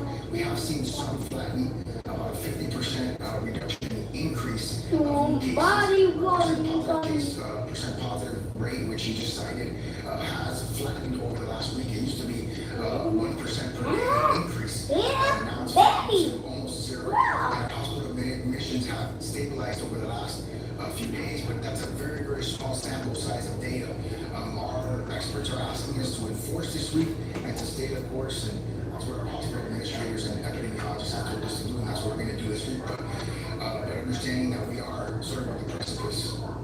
As you say, which is sad because we're asking the same question we were asking back in March and early April about testing, about hospital beds available. You mentioned the curfews. Even before the curfews, we did see some evidence that foot traffic was down a little bit. I want you to tell me, this is from our friends at Cubic looking at anonymous cell phone data. If you go back to June 10th, you saw 63% of people, foot traffic in restaurants was at 63% of where it was a year ago. So getting back to where it was a year ago, and now it has dropped to about 47%. So it's still about half of what it was a year ago, but down in just the last couple of weeks. If you look over here, this is foot traffic at bars. I know this was troubling to you.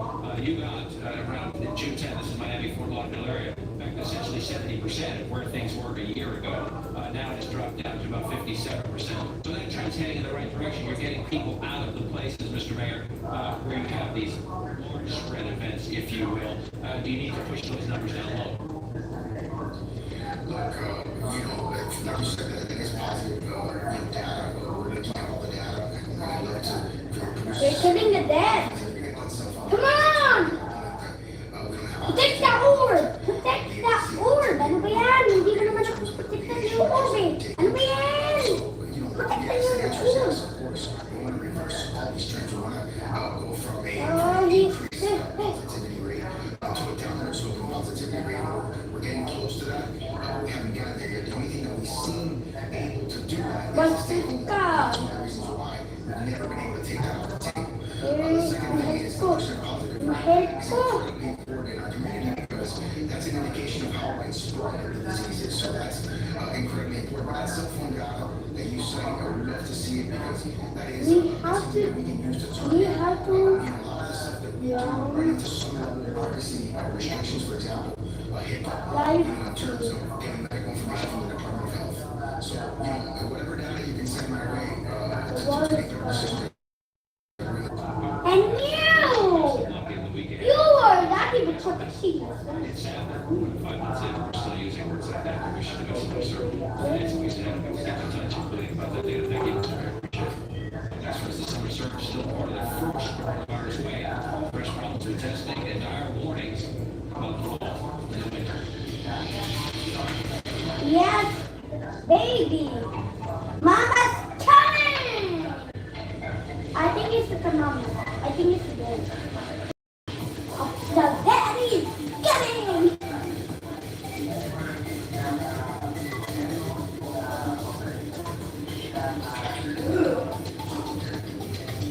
I'm reading here. Hindi yata.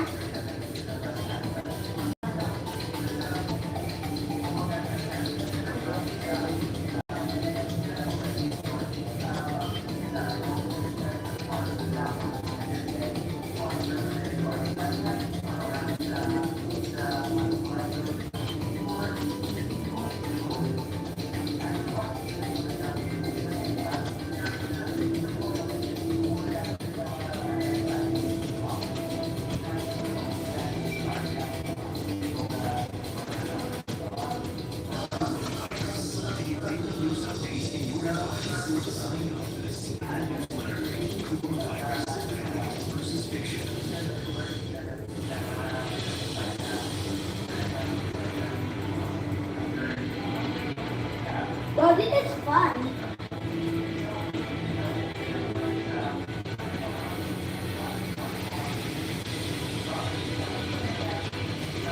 Ah!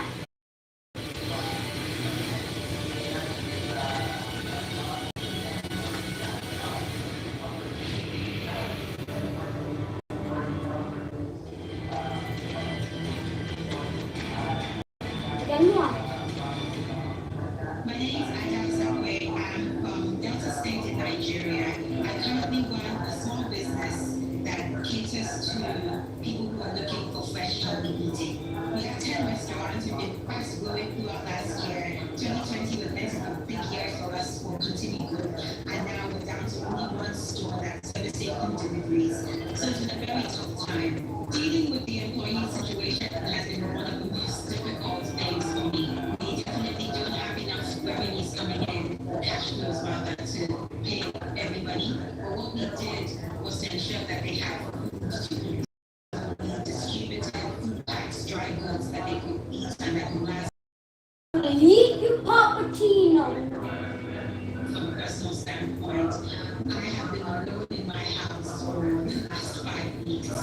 And the moment that I actually want to create is to actually take a step back and I'm like, I want to feel a hug of a loved one. I want to be able to have a conversation as I'm rolling up on the couch and just chat and watch TV together.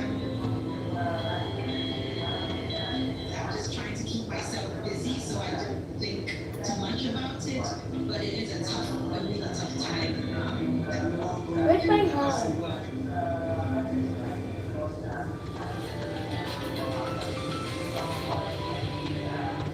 My name is Jason Boswell, and I'm an underwater camera operator and technical development based in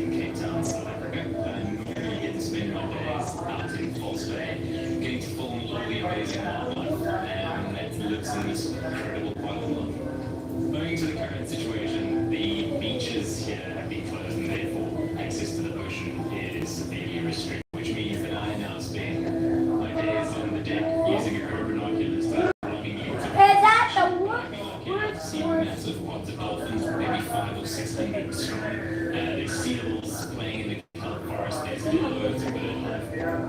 It's about fun being driven up to my deck and getting to look out on the ocean and see things from a little different perspective. I'm really looking forward to the day that things normalize and we can get back out there. Boy.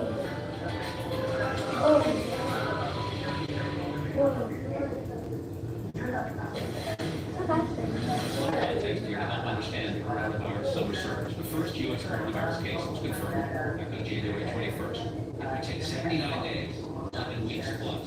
The case count hit 465,000. Last week alone, look at that number. In just 7 days, 465,488 infections confirmed right here in the United States. It's just actually been this is a really serious problem. It's truly serious. We haven't even begun to see the end of it yet. And until we get it completely under control, it's still going to be a threat. But I do agree. I do think the fall and winter of 2020 and 2021 are going to be the probably difficult times that we've experienced. And very complete about it.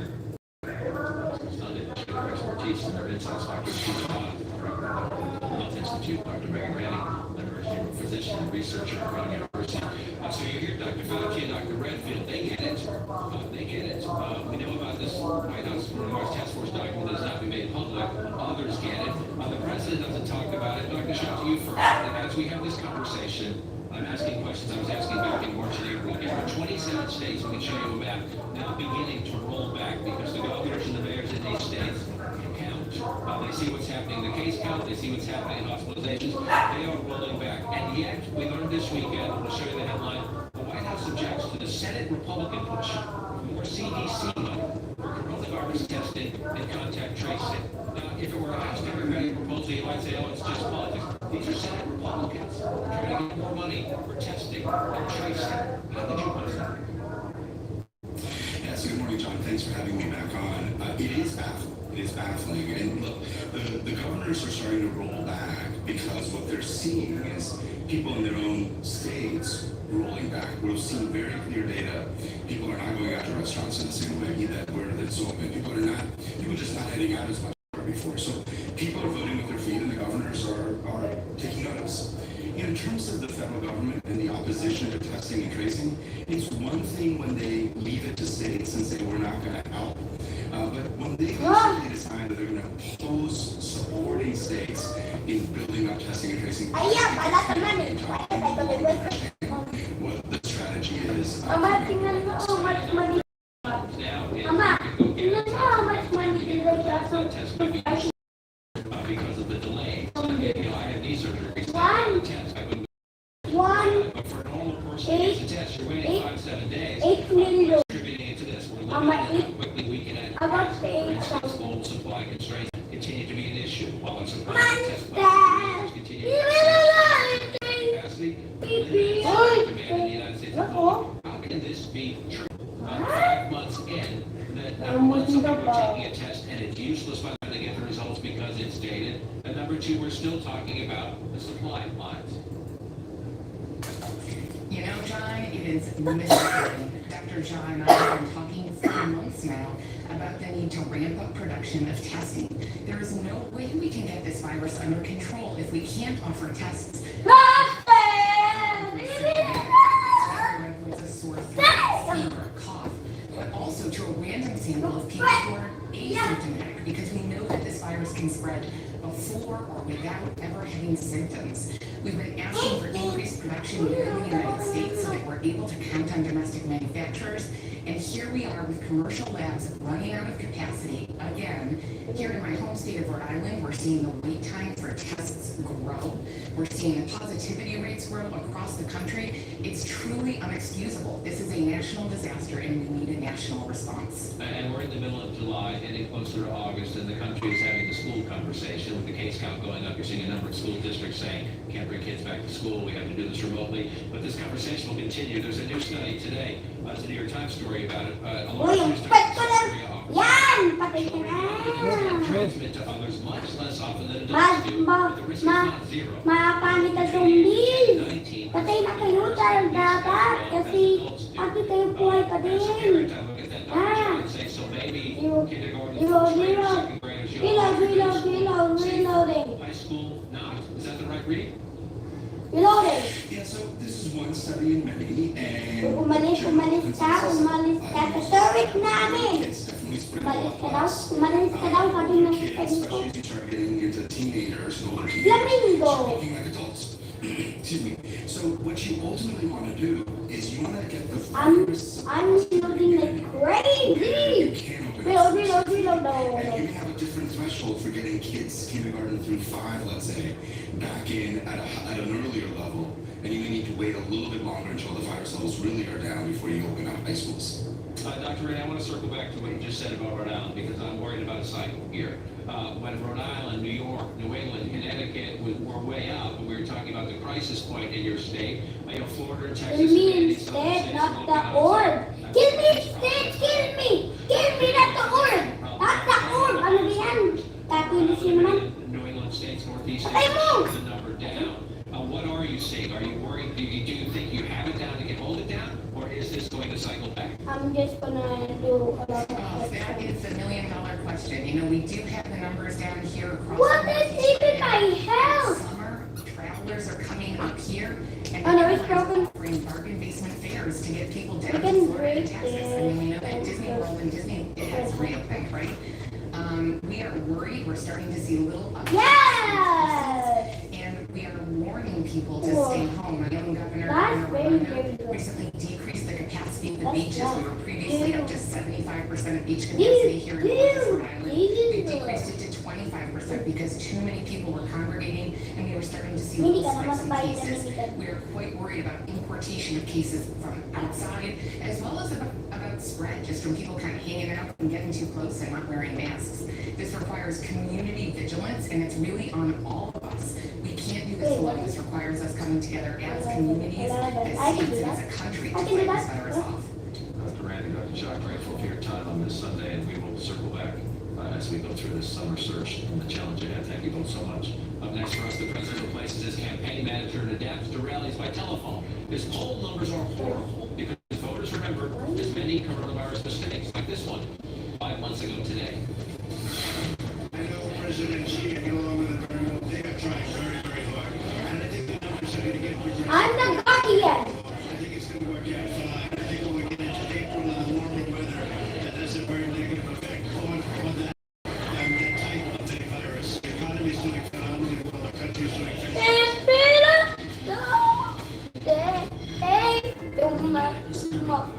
The signs were all there.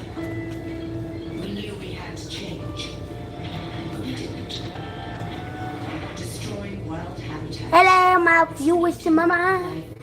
Turning a blind eye. Maybe it would go away. It didn't. It didn't. It began to bite back. Primates and HIV. Civics and SARS. Bats and Ebola. COVID-19 is not the first pandemic, and it won't be the last. Unless it's time to 3 stop hours. the wildlife trade and to support compassionate, sustainable farming. 3 hours. Let's change our relationship with nature forever. For all life on Earth.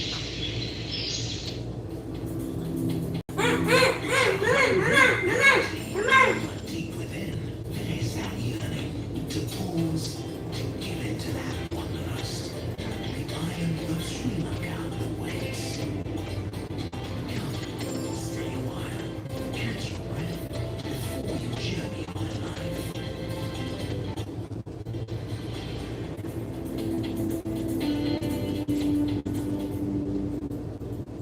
This is CNN. More people get their news from CNN than any other news source.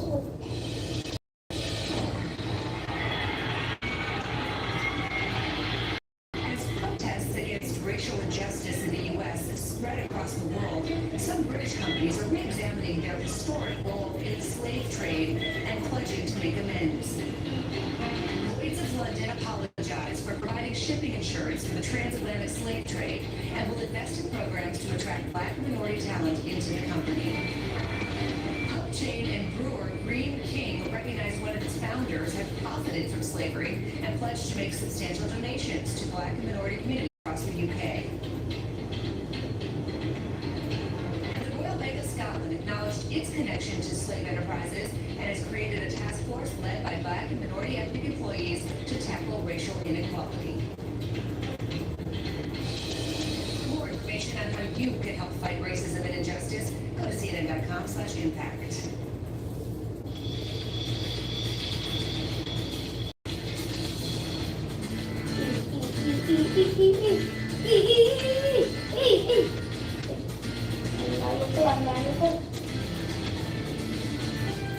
Umalis kayo dyan! Umalis kayo dyan! Kung ako hindi dito, mga plastic! Ay, metal to! Ay, glass to, it takes for 3 days to wash it! Ano ba yan? Mamatay na kayo sa tigil eh!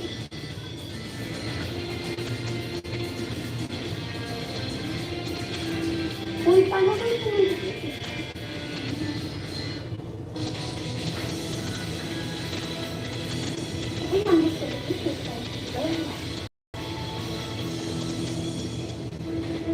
Spray on attraction with Axe. Great fragrances that instantly refresh and cool you down. This is instant ammo.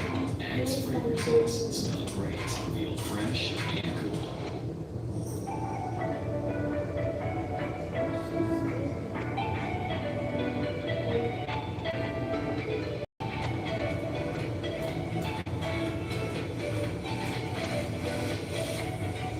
Lalo yung kapatid mo, Max?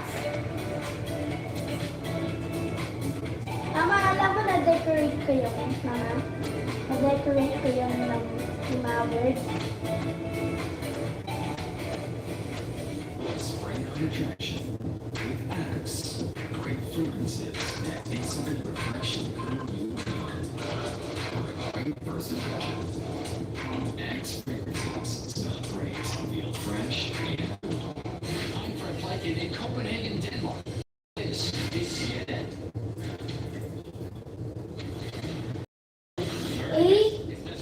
3,000. 107 days from the incumbent President Trump replaced his campaign manager this past week. That's all the proof you need. He knows he is losing. And losing big at the moment. Plenty of time, though, Team Trump says. And that's true. But the president's problem for many, most voters don't see it personally or see it as challenges like the coronavirus and race relations. As a result, we'll show you the numbers. Joe Biden has a growing lead. Let's just take a look at the trend line here. What if he had? You see the stretch? 15 points. The Washington Post also has him at 15 points. The NBC Wall Street Journal poll. Awayin ko So yung a double-digit lead for zombie. Joe Biden as we go in the middle of July. Awayin mo yung zombies, ha? The election now. Trump supporters would say he came back. Oo naman. He was down last time. At this point, Ikaw rin lang yung nagagamit ito eh. see it in polls. Of all the polls, Hindi ko kayo eh. Dati ito eh. Challenger Trump was down. Then candidate Trump. Tama na yan, kanina ka pa dyan. It's not like close race at the moment. Gagamitin ko din lang yung cellphone ko. This is from the Yeah. NBC. Half of Americans, 50%, say there is no chance. No chance. Gagamitin ko din lang yung cellphone ko. 37% say that about Joe Biden. What? Electorate already says Asa ka na, nanood ka na. he needs to change. Ano naman ako Lines magawa there. dito dito eh. So this again from the NBC Wall Street Journal poll. The president leads among white voters by 7 points, but in the 2016 election, he won them by 20. He's among men by 2 points right now, but in 2016, he won them by 11. Whites without a college degree for the Trump base. That looks like a big number, right? The president's up 22 points right now. He won that constituency by 37 points on election day back in 2016. He has work to do. Here's another one. If you look at 2016, the Trump campaign was very tough on Hillary Clinton. The rise her negatives because the president had his own problems. Among those voters who disliked both candidates, President Trump won. Candidate Trump led on election day 2016 by 17 points among voters who said, I don't really like either one of them. Joe Biden by 58 points. That is an enormous advantage. People who don't like politicians, including the president and his challenger, are supporting Joe Biden right now. So if you listen to the president in recent days, not much talk about the coronavirus. A lot of wax at Joe Biden. I will tell you, if Biden got in, this economy would be destroyed. Joe Biden's entire career has been a gift to the Chinese Communist Party, when Biden and the radical left want to open borders for MS-13 and others. We want strong borders. The American dream would be sniffed out so quickly and replaced with a socialist disaster. That's the Sunday issue. They're reporting in their inside scan vaults. Ano mo si Janong mga nila? Dan, as someone who's been through Ginagawa ko, Daddy. Kasi yung lahat ng cellphone? when you look into the Oo. bones deep, whether it's your new poll out today, whether it's the CBC, Kanina pa yun sa computer na yan. Ko nga sa kanya, oh. Yung tablet ginagamit a mo? long time. But can you reverse all those things? Questions about character, questions about ability to handle coronavirus, distrust. It's a lot. It's a Yung lot. maliit, ginagamit mo rin yung maliit? There's a tremendous amount of Huh? Annette, character issues in 2016. So pero mo sa kanya yung tablet. Sa, papaluin kita. look at these polls, the biggest problem he's got is the coronavirus pandemic. The disapproval of him in Sabi ko, tama na. Kanina pa. Hindi ko kinuha yung computer sa kanya. Anong oras na gabi na? Time ko na. Biden's support has grown and Trump's support has dropped. I think that Maliit. Kunin ko. Ginagawa ko. Ano, he has to rally his base and find more voters like the voters who supported him in 2016 but didn't turn out. But he mostly has to figure out a way to persuade people he is dealing effectively with the pandemic. If he's not able to do that, then I think Tama na. Kanina pa. Yung cellphone ko nasaan? bringing this race home for him. Kanina pa siya sa computer, Daddy. The president can rally his base, but if you look at the numbers, which in most of the big battleground states decide close elections, the president's numbers are tanking still. And to Dan's point about the big challenge before us, let's just show the numbers. You approve or disapprove of the president's handling of the virus. 6 in 10 Americans disapprove. It's the biggest challenge in the country right now. Hello, PG Punyeta. If you look at where the numbers are going way up, 60% disapprove. Do you trust what the president says on the virus? Sa Pilipinas ang PJ. Nandiyan ka pa ba? 64%, nearly 2/3 of Americans Nandiyan ka pa ba, PJ? president when he talks about the biggest challenge facing the country right now. Yeah, this is a huge problem for this PG president. Punyeta. Listen, if he gets back out there in the way that he was out O, there. dilo ko nga. Ano dyan ka pa? Press conferences, maybe that would change things around. In fact, a lot of the things that he said in those press conferences are why you see the numbers where they are now, with people not trusting this president and essentially thinking that he's checked out on this. It's also his behavior, right? I mean, he is essentially not had a plan. I mean, that is the plan, to leave it up to the states and have a sort of piecemeal approach and just to kind of will the schools back open without having any real plan. So this is a real problem. I also think there is something here in addition to the coronavirus. I think the Lafayette Square incident as well, where you have authorities clearing peaceful protesters. This was in the beginning of June. Hello, guys. Pasok na kayo sa aking pero kanina pa to. Mas papapatay ko na rin sa mga. In terms of how this president's behavior and what that means for average citizens. And there are things like that that you can't really reverse. And with the coronavirus, it also just doesn't seem like the president has any appetite to focus on this, even though it's clear that it's uppermost in the minds of American voters right now. It's a great point, Dan. He seems obsessed with little penny side fights. John Lewis died yesterday. The president of the United States, you would think under any circumstances, would come to a camera and say farewell and pay tribute to an American hero. Nia mentions clearing the protesters. He hasn't had a coronavirus event, an event specifically designated to it, in 12 days. But he did take a pose at the White House at the desk in the Oval Office with a bunch of products from Goya because there's a boycott underway from some people because Goya's CEO said nice things about the President of the United States. So this is what the President thinks is important. But if you look at your polling today, you look at your newspaper. PG Punyeta, are you still there? Headline, Inside Trump's failure, the rush to abandon leadership role in the virus, one of the greatest failures of presidential leadership in generations. I don't get this in the sense that maybe the president doesn't like science. Maybe the president doesn't like all these doctors around him. The president cares about himself and his own political survival and self-interest. He has to know the way he is conducting business right now is hurting him.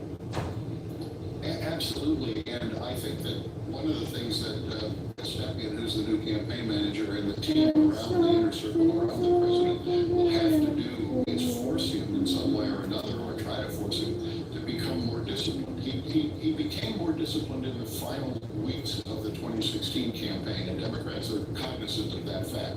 But so far, particularly because of this pandemic, he seems incapable of doing that, and he wants to talk about anything other than what is most on people's minds, and that is the health and safety of themselves and their families. Mia makes the point about the Lafayette Square. In our survey, the president has a deficit of about 25 points on race relations, and also a significantly smaller, but still a deficit on crime and safety. So in all the ways he seems to be trying to make the argument against Biden, it is not working, and on the big issue, he's indifferent. And the flip side of that is that Joe Biden has this enormous opportunity right now, but some big decisions ahead. His scaled back convention, his vice Gandang gabi president. po sa There's Raripa. a lot to see how the president responds, but Biden has a piece of this as well. That's right. And so far, he's doing pretty good, right? And you see the polls here, he's got some big decisions to make coming up, and we'll see how he fares going forward. Sarah, pa-thumbs up naman dyan. As vice president, and how the president goes at that. This issue about race, and Dan mentioned the polling there, he's all on that issue, and you see the president, of course, going back to his tactics from 2016, essentially being a bit of a race baiter. We call it the culture war, really is just being a race baiter. He's thinking that he can elevate his numbers among white voters, but he's obviously turning away white voters as well, particularly suburban white voters. 15 weeks from Tuesday, we'll pick a president. We'll continue to track a candidate. Appreciate your reporting and insights this morning. Up next for us, an important conversation, the life and legacy of the civil rights icon. People gave some blood. I gave a little blood on this bridge. Gave a lot of blood on this bridge. And that's why I think this bridge must be saved and preserved, because it has opened up the democratic process for all of our citizens. And I feel like when I come here and walk across this bridge, it's almost like holy ground.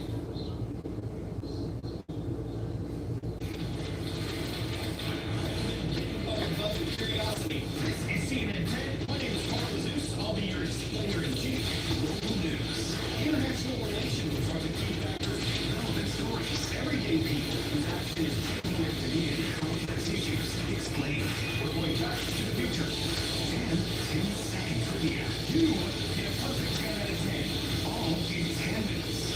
Stream at youtube.com/CNN10. The key to making a brand new drug for COVID-19 could be in this vial of blood. It comes from this man, Eli Epstein, who's recovered from coronavirus. Now doctors at the Rockefeller University in New York City are searching his blood for just the right antibodies. We really want something very potent. Potent means it can neutralize, kill virus. It's a twist on the use of convalescent plasma, where someone who's recovered from COVID gives blood directly to someone who's sick. That can work, but it's old technology. Dr. Emil von Behring won a Nobel Prize for his research on convalescent plasma in 1901. The new approach uses monoclonal antibodies, and it's cutting edge. The treatment could possibly prevent infection or treat those already sick. Vanderbilt's lead researcher on the project, Dr. James Crow, specializes in vaccines, but he says monoclonal antibody research will be faster. I think antibodies will be finished first and will be the bridge toward longer immunity, which will be conferred by vaccines. So fast that the pharmaceutical company Regeneron says they might be able to have their monoclonal antibody drug on the market by the end of the summer. Their technology is already used to treat cancer, arthritis, and asthma. With so much work on this, the hope is high for this old therapy turned new.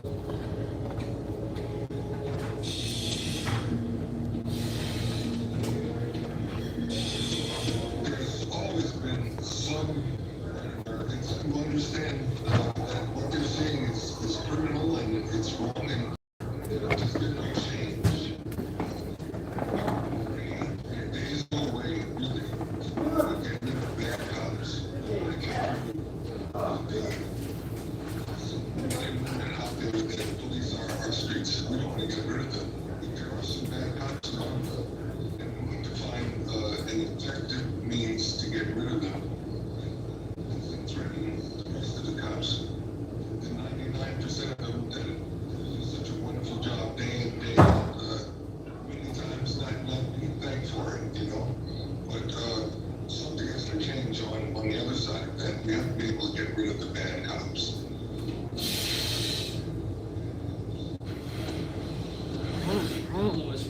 used to speak 57 years ago at the March on Washington. He was just 23.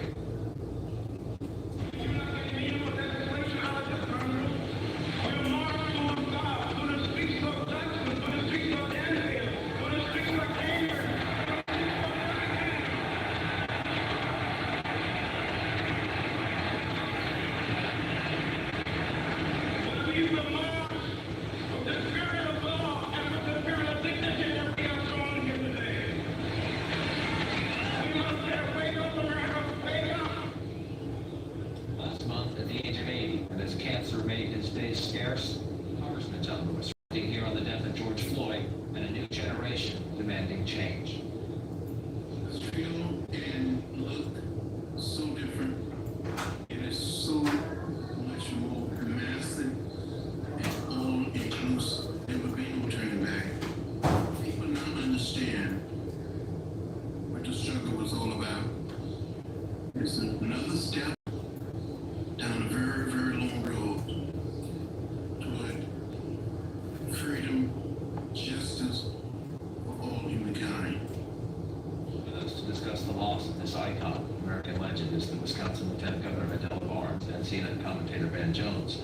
Governor Barnes and Van, thank you so much for being here. John Lewis often spoke, he was very humble about himself, saying he was just doing his part, and everybody should do their part. And he talked often about the next generation.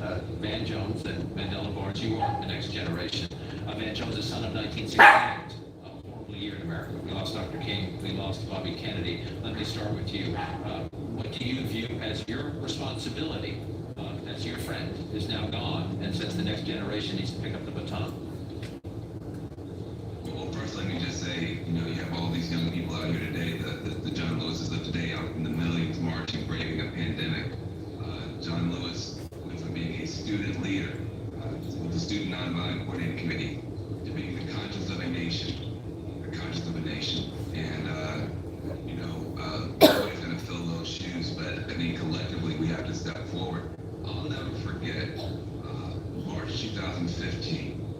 The 50th anniversary of that bloody march across that bridge, when Barack Obama went to give a speech there. And I saw something I've never seen before, may never see again. Usually the last person to come onto the dais is the President of the United States.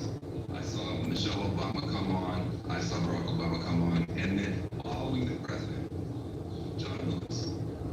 Even the President of the United States, it seemed, was saying, this is such a giant.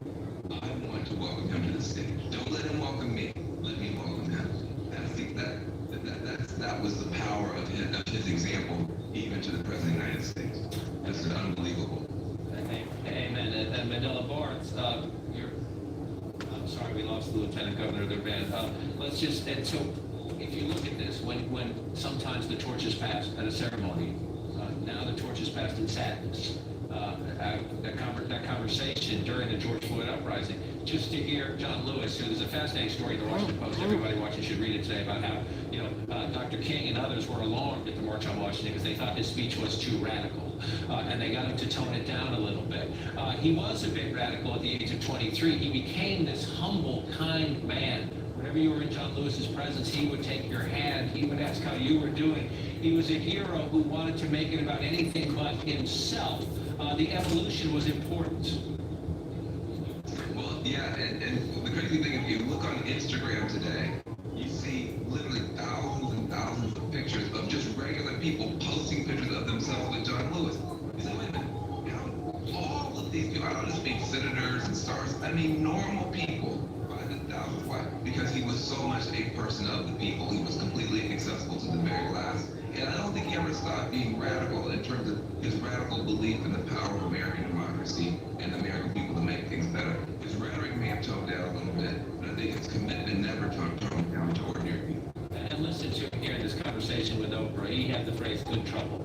He wanted people to protest. He wanted them to march, but he wanted them to sing and to be nonviolent, even if the police pulled out the batons. Listen. When I was growing up in rural Alabama, my mother always said, boy, don't get in trouble. Don't get in trouble. One day I heard of Rosa Parks, heard the words of Martin Luther King Jr. on already, the words of Dr. King, and the action of Rosa Parks.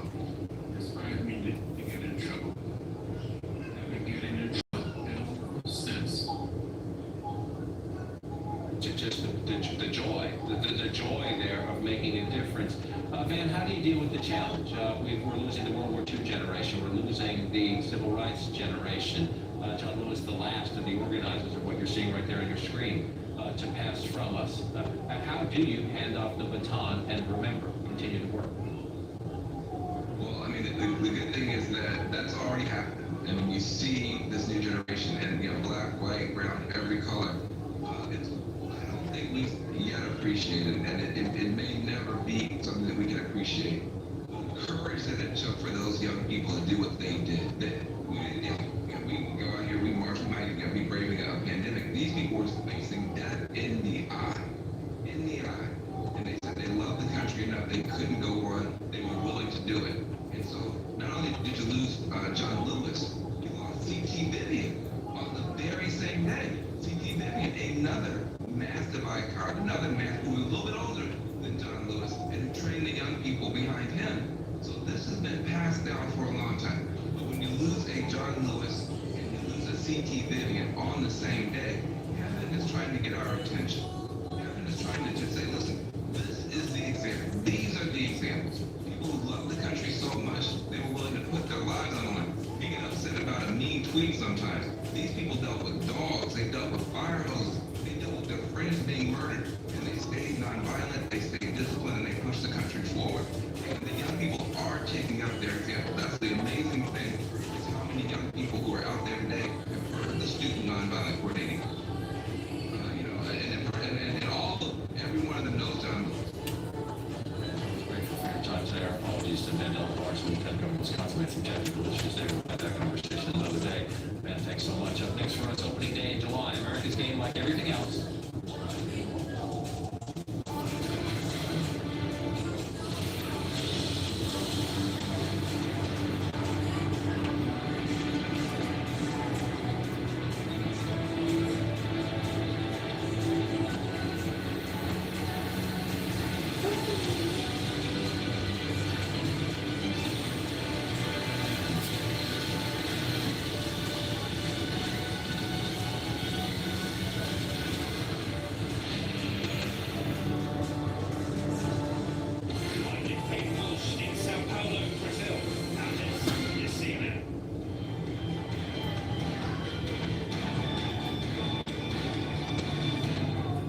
I'm Nick Purdy, founder of Wild Heaven Beer in Atlanta, Georgia.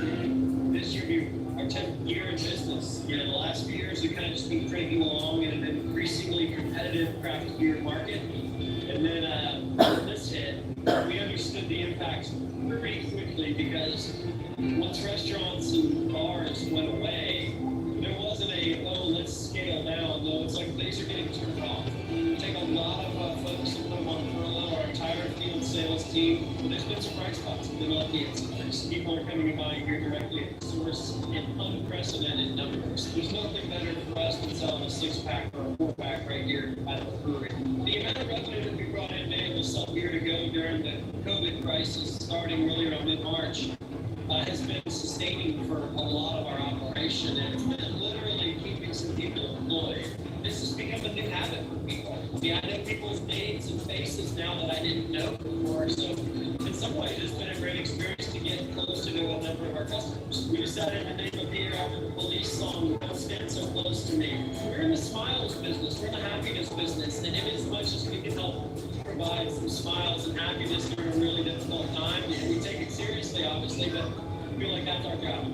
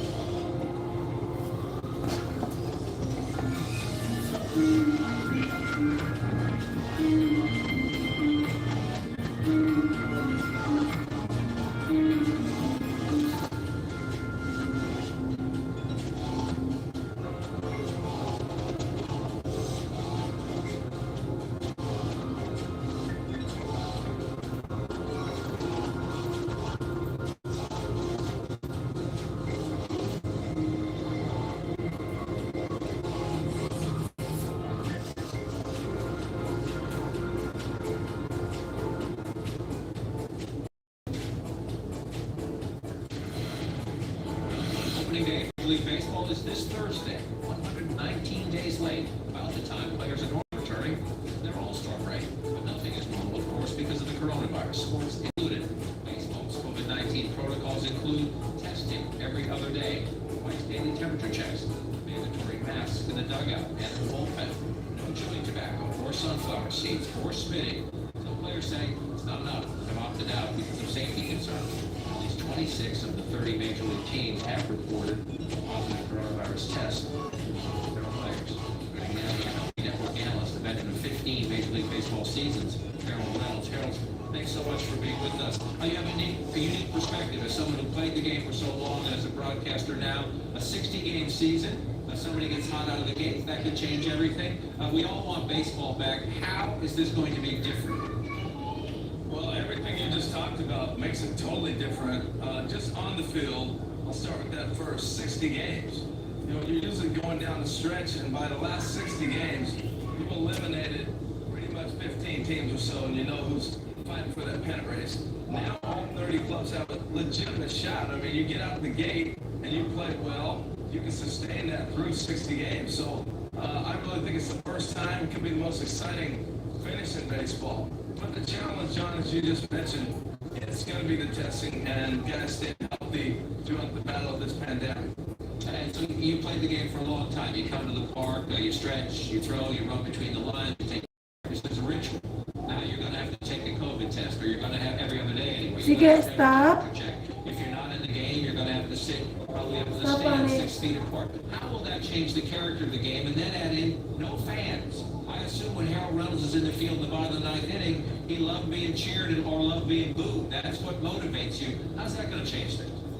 There's no doubt you're going to miss the fans. The fans give you an adrenaline, get you in the game. But I will say this, and I mean this sincerely. Having come through high school, minor leagues, college, whatever it is, baseball's the one sport I think you're used to not having big crowds. You really don't get those big numbers until you get to the major leagues. So if there is a sport that's accustomed to not playing in front of people, it would be baseball. Now that said, it's going to be extremely weird. It's going to be different. But I do think what's going to be unique for the fan who's listening is all the sounds, the communications that get drowned out by fan sound. You'll now get to hear a ball in the alley, a guy yelling, second, third, and coaches yelling, screaming, and guys talking. So I think that's going to make it pretty compelling. In some ways, that might make it even more interesting. Again, I want to tap your unique perspective as someone who knows what it's like on the field. But now you're a broadcaster. I love going to the ballpark, but if I can't get to the ballpark, we all have our teams, we all have our guys. I'm a Boston Red Sox fan, so I watch Dave O'Brien and Jerry Remy and Eck.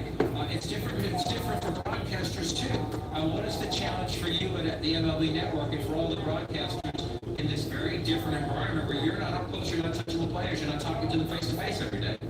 Well, that's the difficult part, because you really like to be able to engage. If you're broadcasting the game, like I got a chance to do the World Series and a number of playoff games, part of your preparation is talking to players around the batting cage.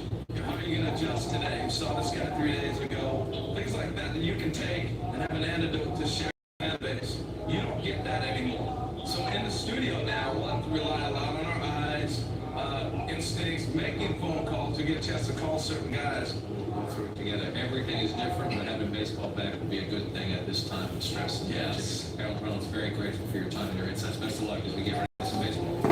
Thank you. Thanks for being such a great fan, too. Appreciate that. Red Sox could be a little struggle this year. We'll see. 60 games. We can get by with no pitching. There you go. Take care, sir. Thank you very much. That's it for Inside Politics. Hope you can catch us weekdays as well. We're here at 11 a.m. and noon Eastern. Don't go anywhere. Very busy State of the Union with Jake Tapper up next. His guests include the South Carolina Congressman Jim Clyburn, the Mississippi Governor Tate Reeves, and Los Angeles Mayor Eric Garcetti. Thanks again for sharing your Sunday. Have a great day. Stay safe. This is a conspiracy against the American people. Why does the president believe in conspiracies? The deep state money. Could a conspiracy theory destroy the November election? Teresa Correa investigates Donald Trump's conspiracy theories Tuesday on CNN. I'm Maxwell Sick in London, and this is CNN.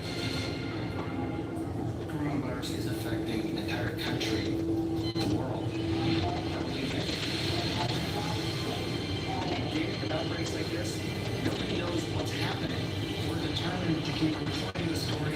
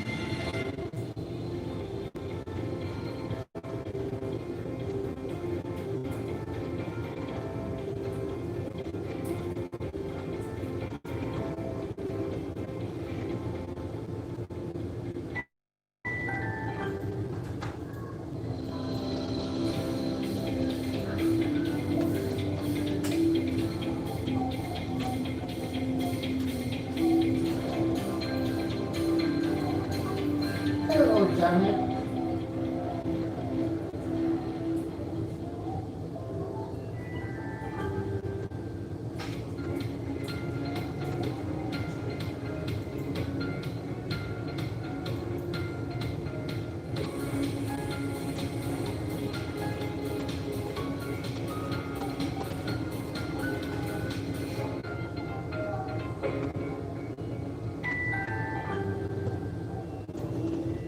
I'm Delia Gallagher in Rome, and this is CNN.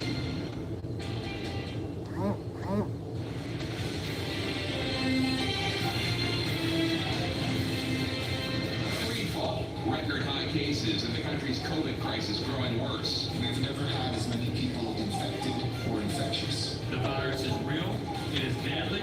Are our leaders doing enough to stop it? I'll speak exclusively to Los Angeles Mayor Eric Garcetti and Mississippi Governor Tate Reeves next. And crackdown. Camouflaged federal agents detain Portland protesters in unmarked vehicles. This is an attack on our democracy. President Trump may use the same approach in other cities. Is it legal? Portland Mayor Ted Wheeler joins me to discuss next. Plus, good civil rights icon Congressman Lewis has died. We're one people, we're one family, we're one house. We'll reflect on his impact with Congresswoman Ayanna Pressley and Lewis's close friend, Congressman Jim Clyburn. Hello guys! Hello! There!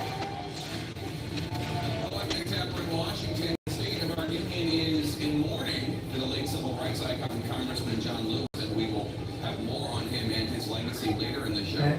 The state of our union is also this morning terrified because there are more than 3.7 million coronavirus cases in the United States and more than 140,000 Americans dead, and there is no friendly way to say this.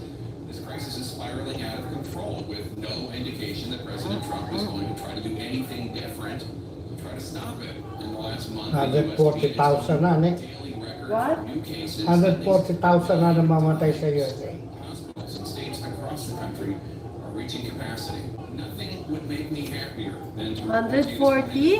140,000. devoting Oh every my resource God. possible to defeating this pandemic. But not only is that not the case, on Saturday, CNN learned that the White House is objecting to a Senate Republican push for more money for testing and contact tracing for the central role and prevention. The White House arguing that there is still sufficient funding from the March stimulus package. Senate Republicans strongly disagree, and many do not even remotely comprehend where the White House is coming from on this. A brand new ABC News Washington Post poll out this morning suggests the president's re-election prospects may be directly Sabi kasi tied to his kailangan ko ability or watch hour. inability Kaya to kailangan handle mag-live stream. this crisis. Malaki. President Trump trails presumptive Democratic nominee Joe Biden by 15 points among registered voters. And on the Diyan issues naman nila specifically pero of coronavirus, the ipigil president din is siya. behind by 20 points. Pinaliwanag ko sa The Vice President and healthcare experts on the President's Coronavirus Task Force to join us today to talk about what they're going to do to defeat this pandemic. They declined. Among the hardest hit states right now are Texas, Georgia, Florida, Arizona, and California. Now this spring, tight restrictions had California looking as though it might be a success story, but the virus has resurged there. And now Democratic Governor Gavin Newsom is rolling back many of those efforts to reopen. Joining us now, Mayor of Los Angeles, Eric Garcetti. Mr. Garcetti, Mayor Garcetti, thanks for joining us. So this week, Los Angeles County saw both its highest number of daily new cases and new hospitalizations since the pandemic began. Now, when LA shut down back in March, there were 231 confirmed cases in the county. Now there are more than 150,000. What happened? What went wrong? Well, Jake, I think a lot of things went wrong. But here, where we've had fewer deaths than many of the big cities, and our rate of increase hasn't accelerated as much as others, we're kind of in the middle of the pack. But we've seen no national leadership. We've had to stand up testing centers on our own. We've had to do so much that is outside of our lane because of the lack of national leadership. But also I think that there are people who are just exhausted. They were sold a bill of goods. They said this was under control. They said this would be over soon. And I think when leaders say that, people react and they do the wrong things. They stop distancing themselves. They stop washing their hands. They stop wearing masks. We were the first big city to mandate masks in America when nobody else was doing it. And it took another month and a half to see that at the national level. More than 2 months for our president to don a mask. So this was politicized when it should have been unified. We were left on our own when we should have had help. And we know this will be a marathon. Stop telling people this will be over soon. Let people know that this is a marathon that we have to kind of push through every single mile. And if we don't come together as a nation with national leadership, we will see more people die. The LA Times editorial board wrote this week that in retrospect, reopening when you did, quote, wasn't a good idea, especially because it suggested to a public desperate for release that the coronavirus was in retreat. It wasn't, and our collective complacency paved the way for a resurgence of COVID-19, unquote. How much worse does it have to get in Los Angeles before you feel compelled to issue another stay-at-home order? Sure. Well, I think we're on the brink of that. But as I've told people over the last week, the discipline, I think a lot of people don't understand, mayors often have no control over what opens up and doesn't. That's either at a state or county level. And I do agree that those things happen too quickly. But we are smarter, Jake, about this. It's not just what's open and closed. It's also about what we do individually. It's about the people who are getting together outside of their households with people they might know. It might be their extended family. It might be friends. They might think because they got a test 2 weeks ago that it's okay, but it's not. This virus preys on our division. It preys when we get exhausted. It preys on us in those moments when we don't have a unified national front, or we as individuals think, oh, this ain't going to be a big deal. We have to be as vigilant right now as we were the first day, bring 100% of our strength the way we did the first or second month. I kind of feel like people are 20 or 30% of their strength these days, but we are seeing some hopeful signs. And then you have to be patient. You have to be patient when you close things down again, as we have done. Wait 2 or 3 weeks to see the effect. And you have to be patient when you reopen things and don't have this domino effect of, hey, last week it was in restaurants, next week it can be in bars, week after that, everything's open. That is a failed way to go forward. Listen to the science, track the data, and be smart. You said you could be on the brink of reissuing stay-at-home orders. You're at 150,000 confirmed cases in LA County right now. At what point will you no longer be on the brink? You will actually be enacting, again, stay-at-home orders? Sure. We have very strong ventilators. We still have a lot of room in our hospitals. We have over 10 million people, so we're bigger than almost every state in this union. So when you see those numbers, we're a very large entity here in Los Angeles. But as I mentioned, our positivity rate's a little bit under 10%. We're seeing 38, 25% in other cities. We haven't had the level of deaths, so we're following those very carefully. Deaths have been pretty Every day. We also most of our testing. First city to offer testing to people without symptoms, and 30% of what we're catching, thankfully, is those folks. So I want to be more surgical. I want to go to those factories where we're seeing spread. I want to go to those communities, especially our lower income communities. We've cut our racial gap completely here so that African Americans outside of our skilled nursing facilities are not dying in bigger numbers than their population. But now this is becoming a much more Latino disease, and it's also for our low income workers. And I think we have to be surgical rather than a cleaver that would just shut everything down. But where we need more agents, reagents, we're getting instead secret agents coming into cities like Portland that you're talking about, or where we need help with rents, we're instead getting grants from the Rose Garden. We need national leadership, and this is the last chance for this president to prove that he cares about the people of this country and to step up and do something. The Los Angeles Unified School District, which is the second largest public school system in the country, behind only New York City, announced this week that it will forego in-person learning when classes resume next month. Take a listen to what President Trump had to say. Tell parents and teachers that you should find yourself a new person, whoever's in charge of that decision, because it's a terrible decision. Mothers can't go to work because all of a sudden have to stay home and watch their child, and fathers. What's happening, there's a tremendous strain on that whole side of the equation. Given the current health situation, what are you telling constituents about how long they should expect to live with remote learning? Well, we need 14 days off of our state watch list, so I think people need to be People need goals. They need to feel that they're in control of this again because COVID-19 has taken control away from us. So with 14 days off that watch list, we could be back at school. But that relies on each one of us, our individual actions. And I think the president is right. We do need new leadership, but it's not for our school district. It's from this White House. So violent crime in LA is down overall compared to last year, but homicides have doubled in the last month. President Trump is blaming Democratic city leaders such as yourself for the increase in violence. Take a listen. Left-wing group of people that are running our cities are not doing the job that they're supposed to be doing, and it's not a very tough job to do. We're going to have to straighten things out. What is the reason behind this increase in violence? Well, let's put those numbers in context. This is on track, even with this past month, being probably the third lowest number of homicides we've ever seen in our city's history. We're one of the lowest homicide rates ever, and as you said, violent crime is way down. One month can skew one way or the other. Obviously, people have been pent up for a long time, but we feel very secure that this will be not only a safer year in Los Angeles, but the idea that this is some sort of easy job. The president should come here and be a mayor for a day. He is somebody who is so fundamentally missed a moment. I've never seen leadership miss a moment when his people are crying out for help, when a third of Americans can't make the mortgage and rent, when he's talking about not helping states and local governments, when he's saying there's plenty of money out there. Say that to American people. Sit down at the table with people trying to figure out how they're going to get food on the table. When 1 out of 5 parents in America says Eh, bakit telepono ko kumukonsumo yan? Ginagamit mo? Hindi, wifi yan. This is the biggest health crisis in 300 years, and he's missing this racial justice moment too. And the Senate took a vacation in the midst of this. It is time for Washington leaders to step up, stop blaming, send us reagents instead of federal agents, send us some rent help instead of grants, and do something for all of us. And I know we will all be working very, very hard to make sure that he is not in the White House coming this fall. Mayor Garcetti, thanks so much for your time this morning and our best wishes and prayers for your constituents, the good people of Los Angeles. Thank you so much. Thank you. Sending you strength and love. Thank you.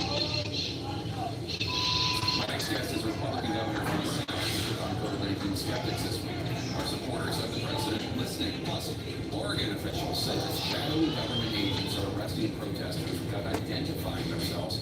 The mayor of Portland will join me. Yan, makikita ka dyan.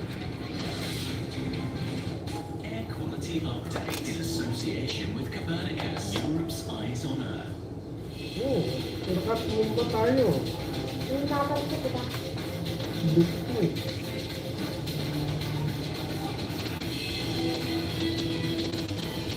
Oo. Yan, tapit. Masisira yung flore. Ang ingay niyo dyan.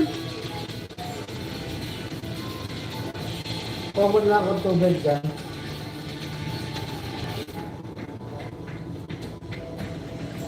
Thank you, anak.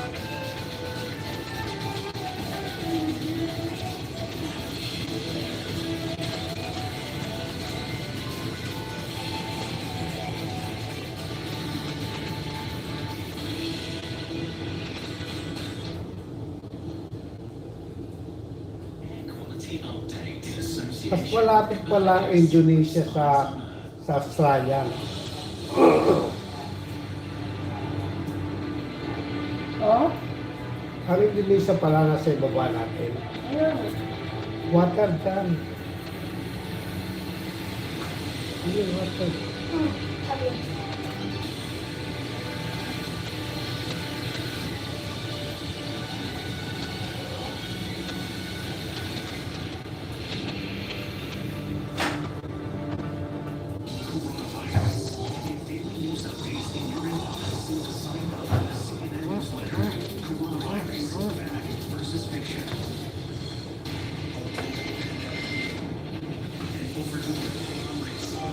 Hindi malinis, Daddy.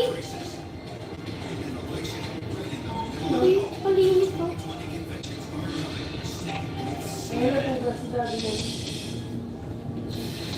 Ha? Hindi proper inuugat mo dito. Eh, tapos na. Lagyan ang gamitan mo. Hindi ko nakita yan. My father was demonstrating sanitation workers over Lagay mo sa sink niyan. Signs saying I'm in. Black lives today. Next signs 52 years later said Black lives matter. And not just blacks, whites, people. People. Latino and Hispanics. Others have joined because they see this injustice that exists in this country. And people are not just crying out, people are saying change must occur now.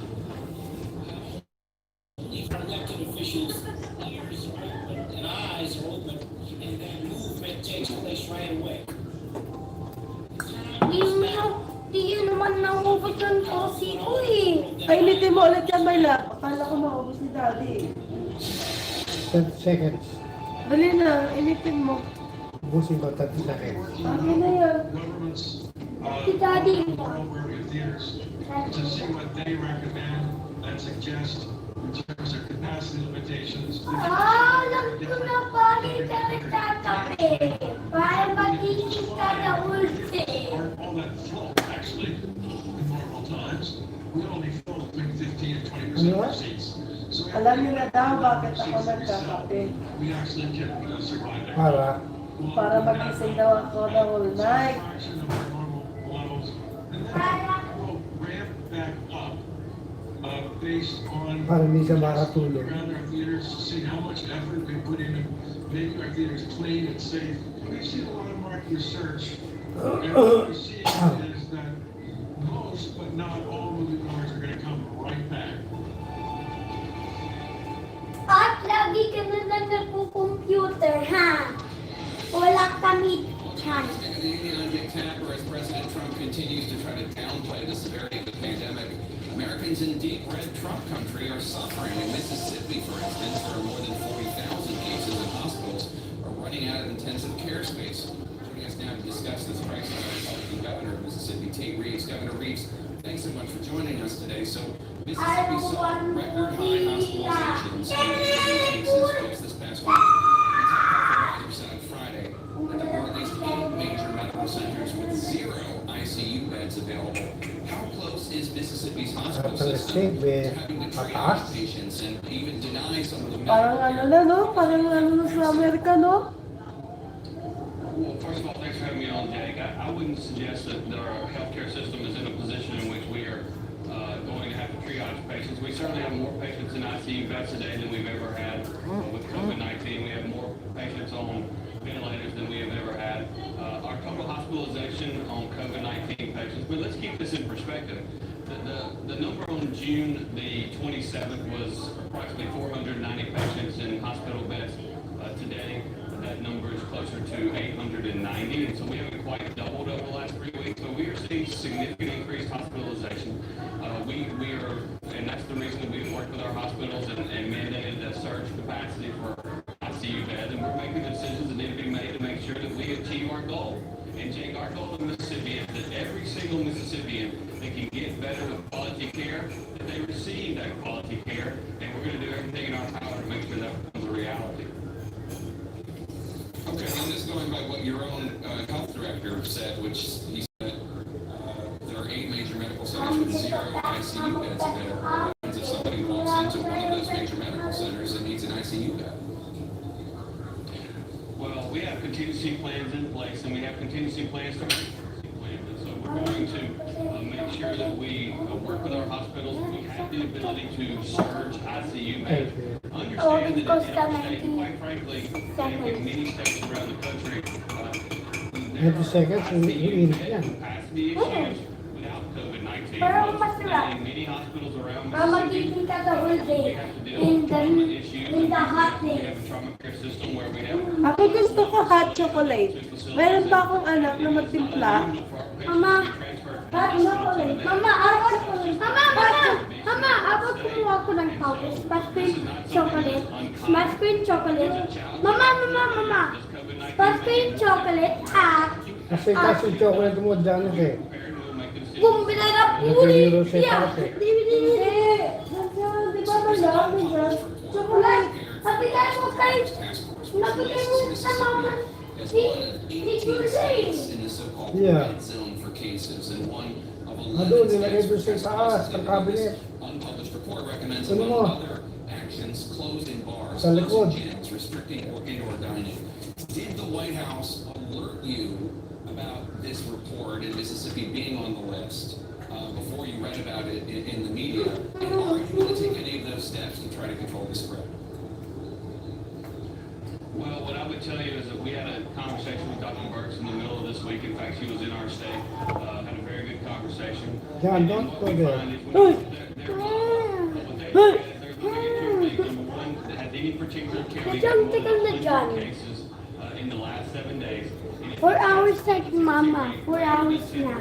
What we're actually looking at is very simple. We say if you have, as a county, 200 cases in the last 14 days, or if you have over 500 per 100,000 residents over the last 14 days, then we're going to implement additional and more strict measures. We've already done that. We don't have a statewide mask mandate in Mississippi. Hoy, siya, Mandate in 14 of our 52 states. One thing that your previous guest, the mayor, mentioned that I will agree with, and is the fact that we have to take a certain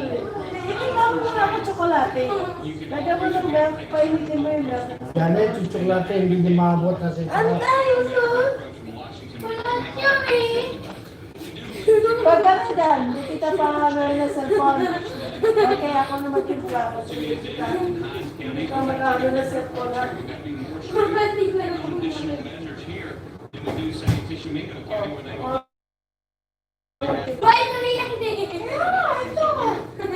Chocolate ba yan eh? We're looking at bars. We talked a lot about I love Mario. potential spread there over the last 6 or 7 days. Mama, bakit mo nalagay dito? Paano nalagay yan? At amoy na candy. Amoy mo. Kaya sarap. Mississippi, Mag-latch ka muna, anak. Microwave mo muna yung fresh milk. Fresh milk, ha? Huwag yung milk disege, yung milk ko.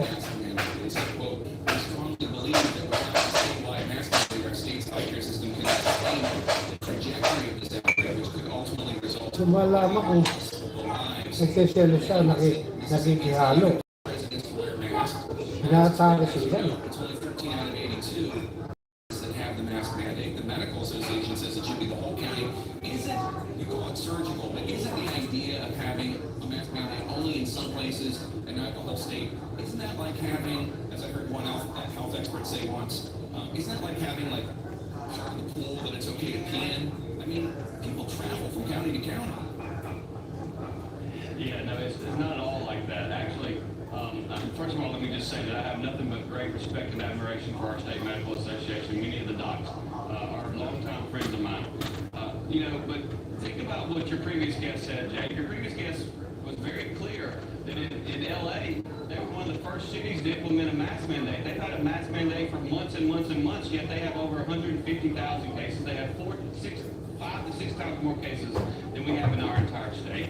And so what I would suggest to you is that it's not about the words you write on the page. It's not about these words like mandate. It's about how do you get the majority of your citizens to actually adhere to doing what's right. The things that we believe right now are the right things to do is that people wear masks in public, that they maintain social distancing, that they stay at least 6 feet apart from other people, and that we not gather in large groups of thousands and thousands and thousands of people. And so my view is the best way for me to get my constituents to adhere to those simple things. If we'll do the little things, we can make a difference in slowing the spread of this virus. The best way to do that is to highlight those counties where it's most needed.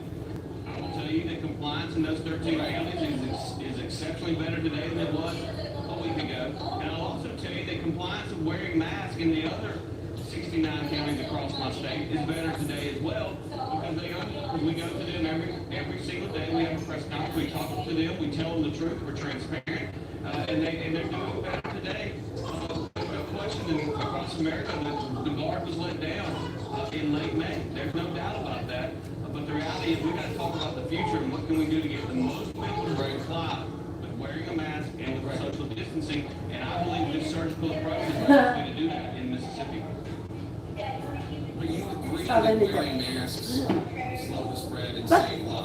Ba't gising ka na lang lagi pag gabi, ah? Gising ka na lang lagi ko sa kuya. Saan lang yung oras nila sa state mandates put them in a tough spot. I wish the politicians would do the right thing. There's, I think it's 36 states across the country have statewide mandates. Alabama, it's not just red states as well. If it saves lives,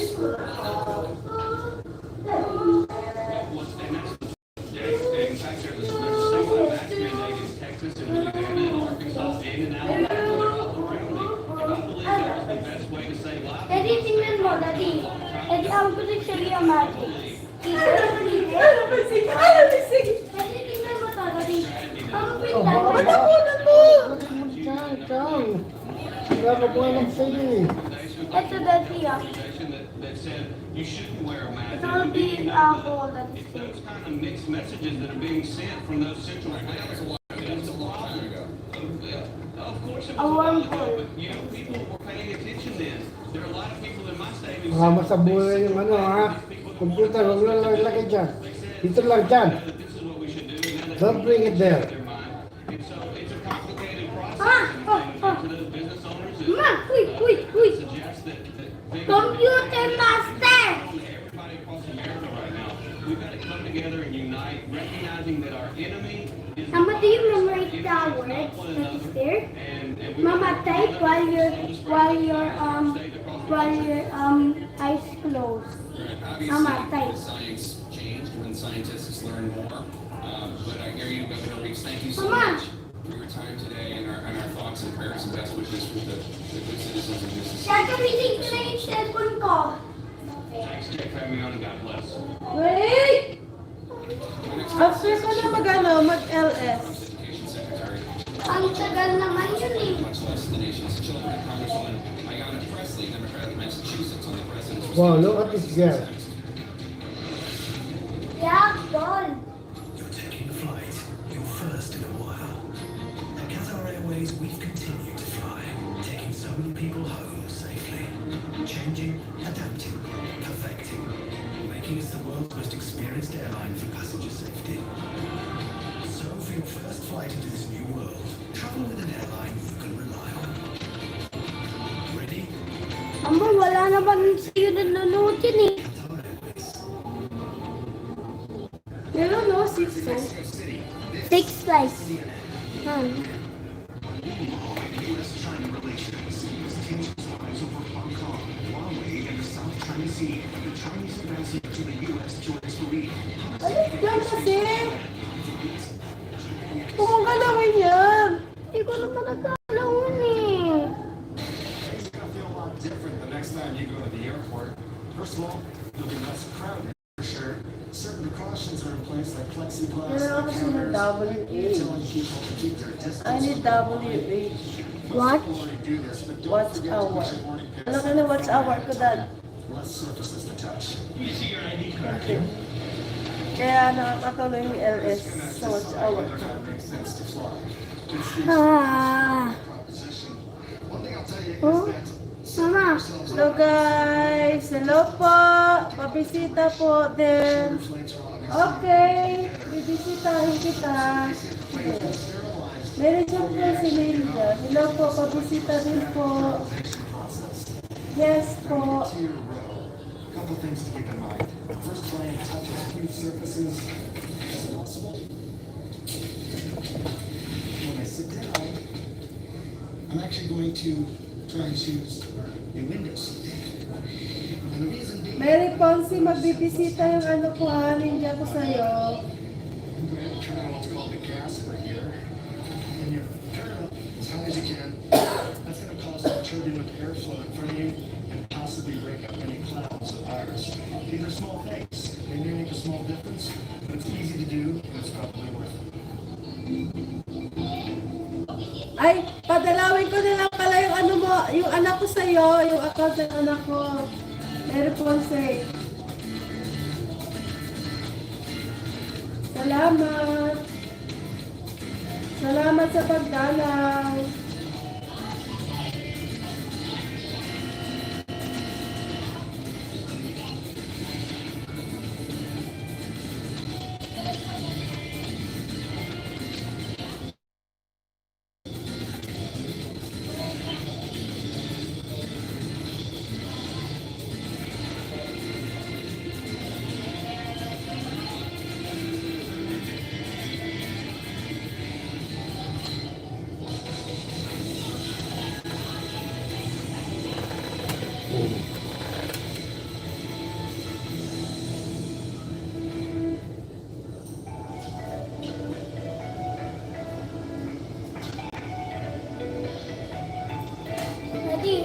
Daddy, what is report means? Report, what do that mean? Report. Report?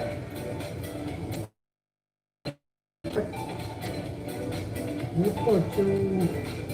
Report mo? Ha? Report mo din sa mga tao?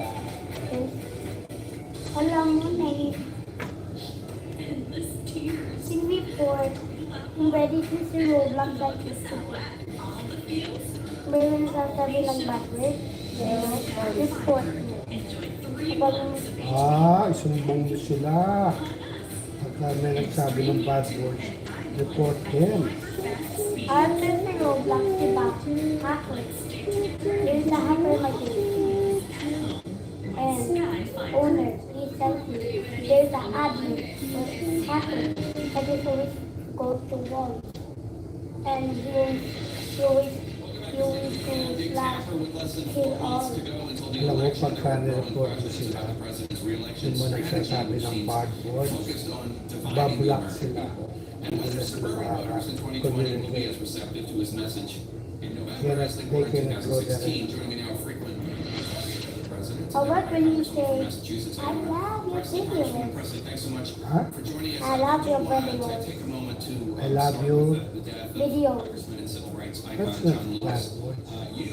How about when you say,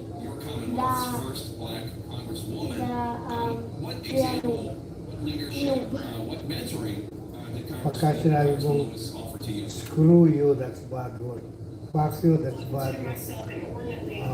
Hey, what? Bakit nagsasabi pa kayo ito ng ganyan? Just can't have enough of that goodness. And certainly I consider myself to be a beneficiary of his activism. There would be no Ayanna Pressley and countless others were it not for John Lewis. The conscience and the compass of our Congress can argue especially painful to lose a justice seeker and a man with the moral clarity of John Lewis against the backdrop and a new racial reckoning in this Paano country. ano niya, oh. Ang eyebrow niya, oh. Ba't yung may eyebrow? Ano mo yung pinikmata niya?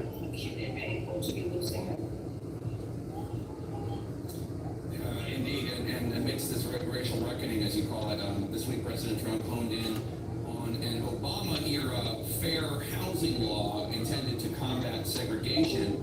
The president is accusing Democrats of wanting to destroy American suburbs. Take a listen. Your home will go down in value and crime rates will rapidly rise. Joe Biden and his bosses from the radical left want to significantly multiply what they're doing now.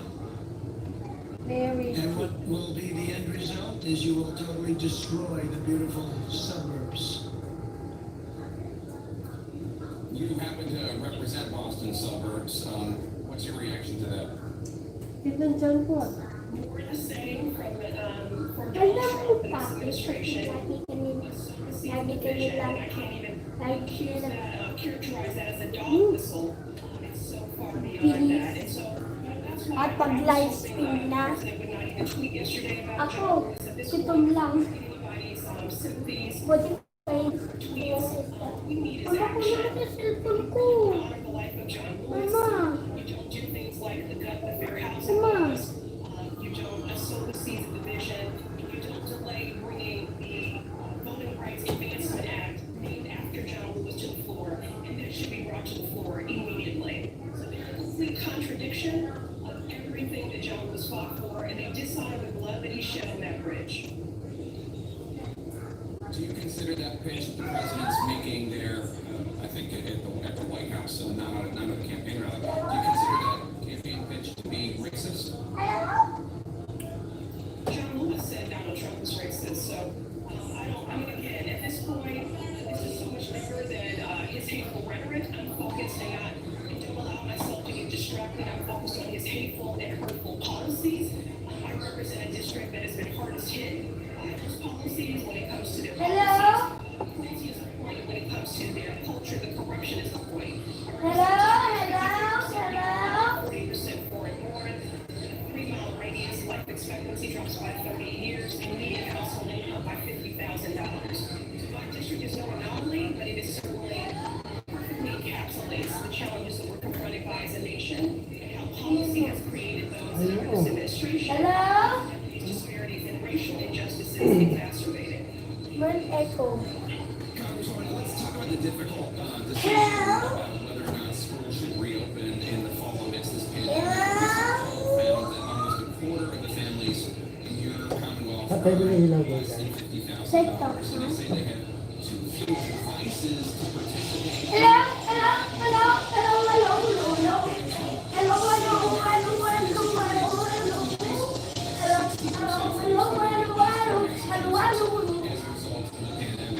As you know, many low-income families rely on school-provided meals. At what point does the potential negative impact of bulk learning on these families, not to mention all the people who can't work because they have to take care of their kids?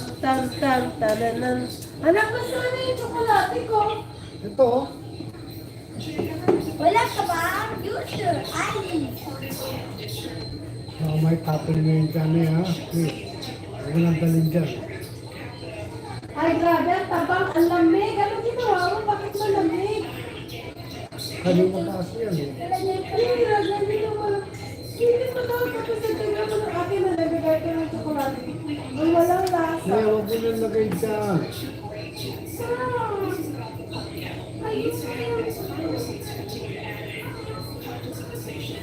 Ano?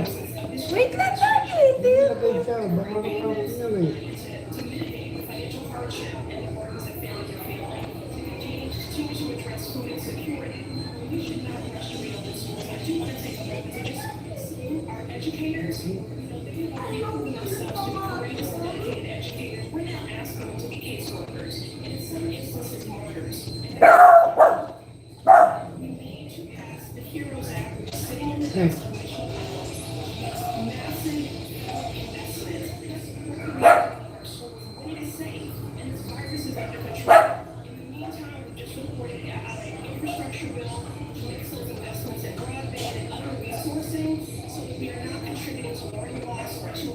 Dito mo nalagay yung mga tsokolate.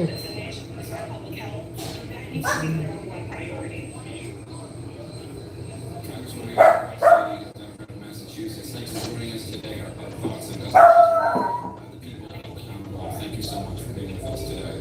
Agents in camouflage detaining appointment protesters in unmarked cars. The mayor of Portland will join me next day with us.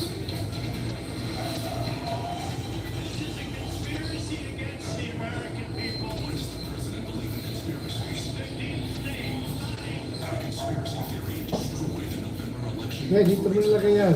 Listen, guys. Wala ka. Microwave mo ulit. 1 minute. Bakit it's boiling?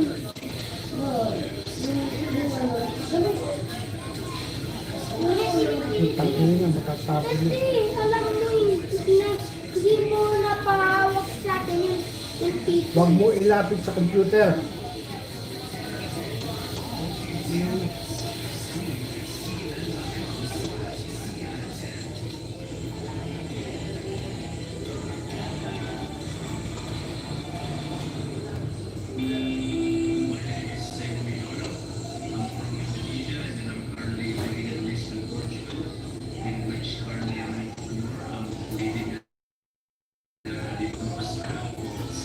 La la la la la la la.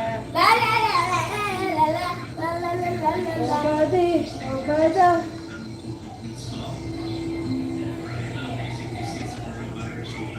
Yan. Ito yung sa 25.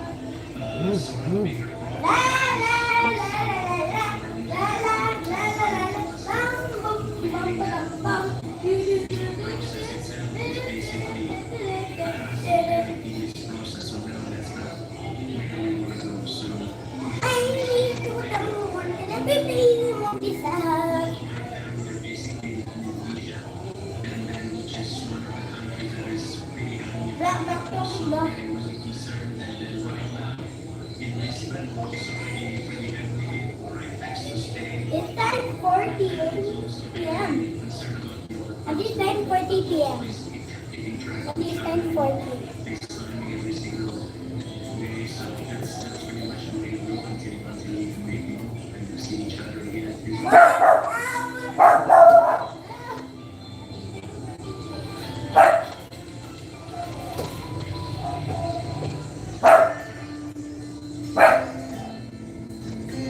Hey, Robert!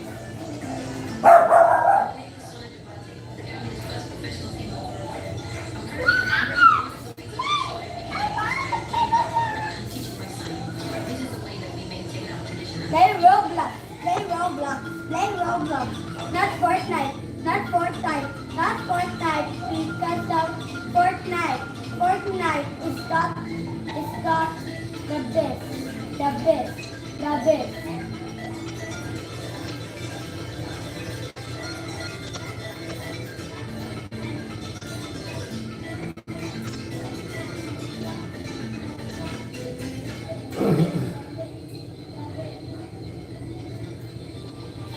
Not Fortnite, not Fortnite, because it is not good. Because you already, you're just gonna break your mom's credit card. Refusing requests from officials in Oregon. Videos have surfaced showing men wearing masks, camouflage, generic. Hello! Hello! Hello! Not Fortnite! Not Fortnite! Not Fortnite is the worst game in the whole ever! The worst game in the whole ever! The worst game in the whole ever! The worst game in the whole ever! The worst game in the whole ever! The worst game in the whole ever! The worst game in the whole ever! The worst! The worst! The worst! The worst! The worst game in the ever! The worst! The worst! The worst! Roblox! Roblox is the most best in Minecraft. Association building, the union and lit it on fire. Last night, President Trump tweeted this morning in Marco, "We are trying to help Portland not hurt, which had passed the months lost control. The anarchists and agitators, they are missing in action." What's your response to the president and how under control is your city right now? Fortnite is the town style. What's happening there is we have dozens, if not hundreds, of federal troops descending upon our city. And what they're doing is they are sharply escalating the situation. Their presence here is actually violence and more vandalism. And it's not helping the situation at all. They're not wanted here. We haven't asked them here. In fact, we want them to leave. The ACLU filed a lawsuit against the Trump administration Friday night. Your state attorney general accused federal agents of a quote escalation of fear and violence in Portland as you said. Nahulog lang sa paa ko. Trump administration is breaking the law in your city.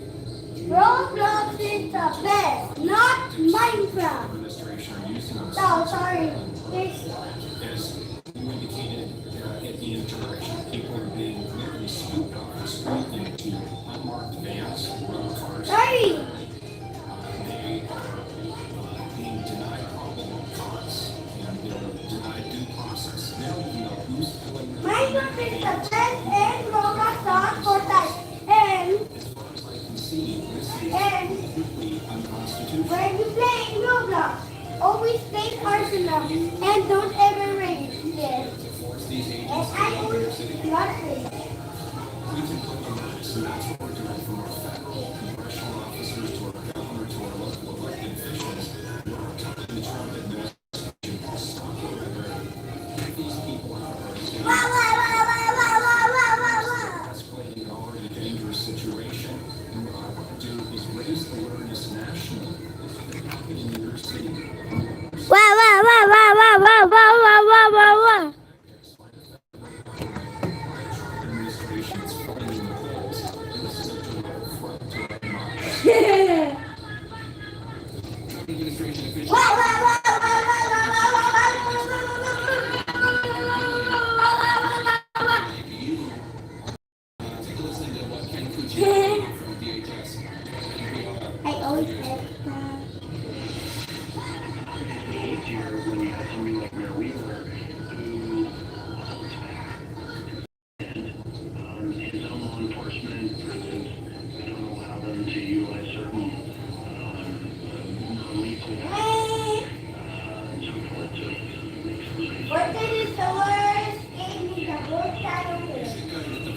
is the worst thing. Successful DA stepped down early. The police chief resigned, so the deputy was going to take her place. The city council reduced the police budget by millions of dollars. The state legislature passed criminal justice reforms. In response to Canada, Cuccinelli, the police department released a list of more than 80 vandalism, prostitutes. Federal troops fought here. Violence was way down. Vandalism was way down. Situation. We just cleaned up our demonstrations. We located everything in a matter of days. And so as the federal troops came in, they used the unconstitutional tactics. They injured demonstrators. They Fortnite. so I completely disagree. That's it, guys. We want those federal troops out of our city because they are making the situation much more dangerous. What do we learn?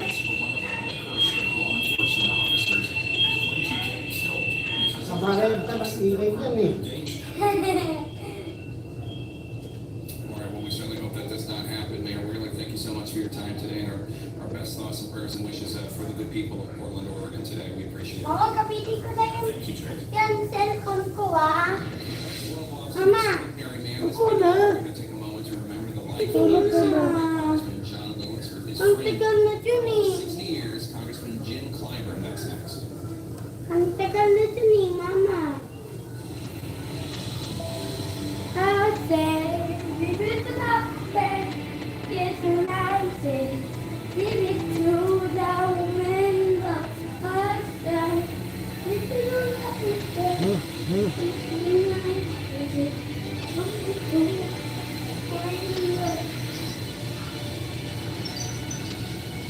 Mama, gamitin ko naman yung computer ko.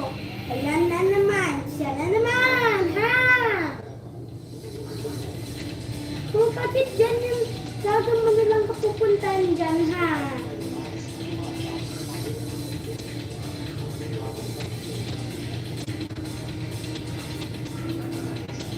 Mama, gamitin ko naman yung tablet ko. Ay, yung cellphone ko. Mama. Mama, gamitin ko naman yung cellphone ko. Mama, gamitin ko naman yung cellphone ko. Mama,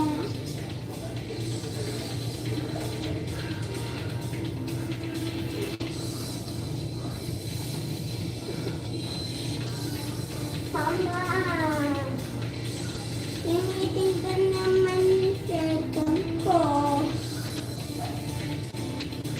Hello? Hello? Gamitin ko naman yung cellphone ko. Ano ba yan?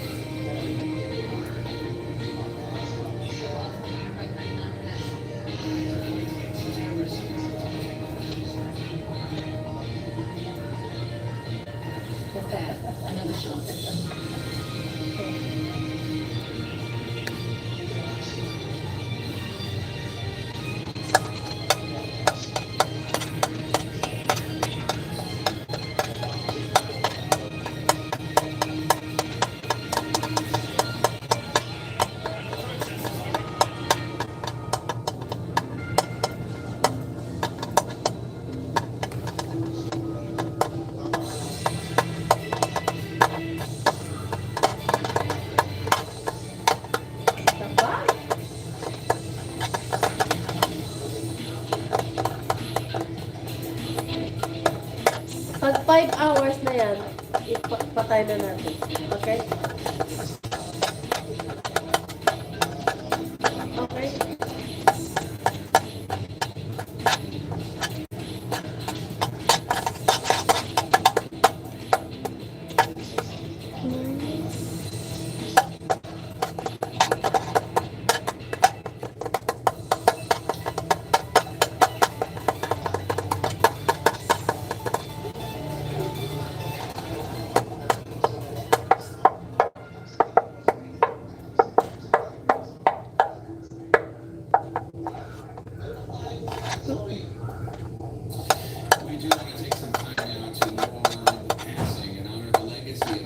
towering figure in American history. Congressman John Lewis of Georgia, who died Friday night. The son of sharecroppers, Lewis became an original freedom rider. He was badly beaten several times for his many efforts to end segregation. When I was at ABC News in 2011, I spoke with Lewis about being inspired to pursue his friend Dr. Martin Luther King Jr.'s dream.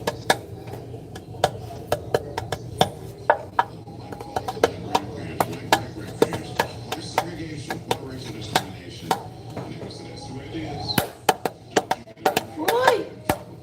Wala na mo eh. Bakit ano lang yan? Kasi napatay yun. Pinatay mo. The late Congressman, the House Majority Whip, Okay na yan. Tigil mo na akin na. Akin na yung sampa. Mr. Clyburn, Congressman Clyburn. Ipatay mo na. Akin na, akin na. So sorry about the loss of this dear friend. Bye! I want to be you tapping. Salita ka muna.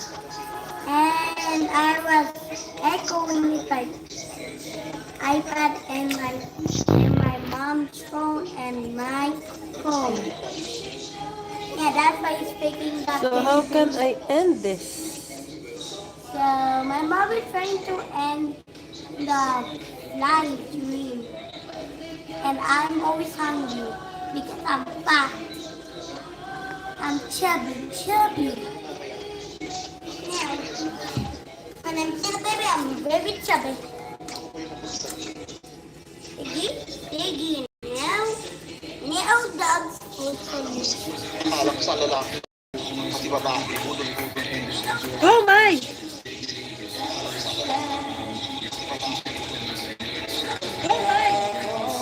Sorry. Sorry po. Hindi ko sinadya. Sorry po. Hindi ko sinadya.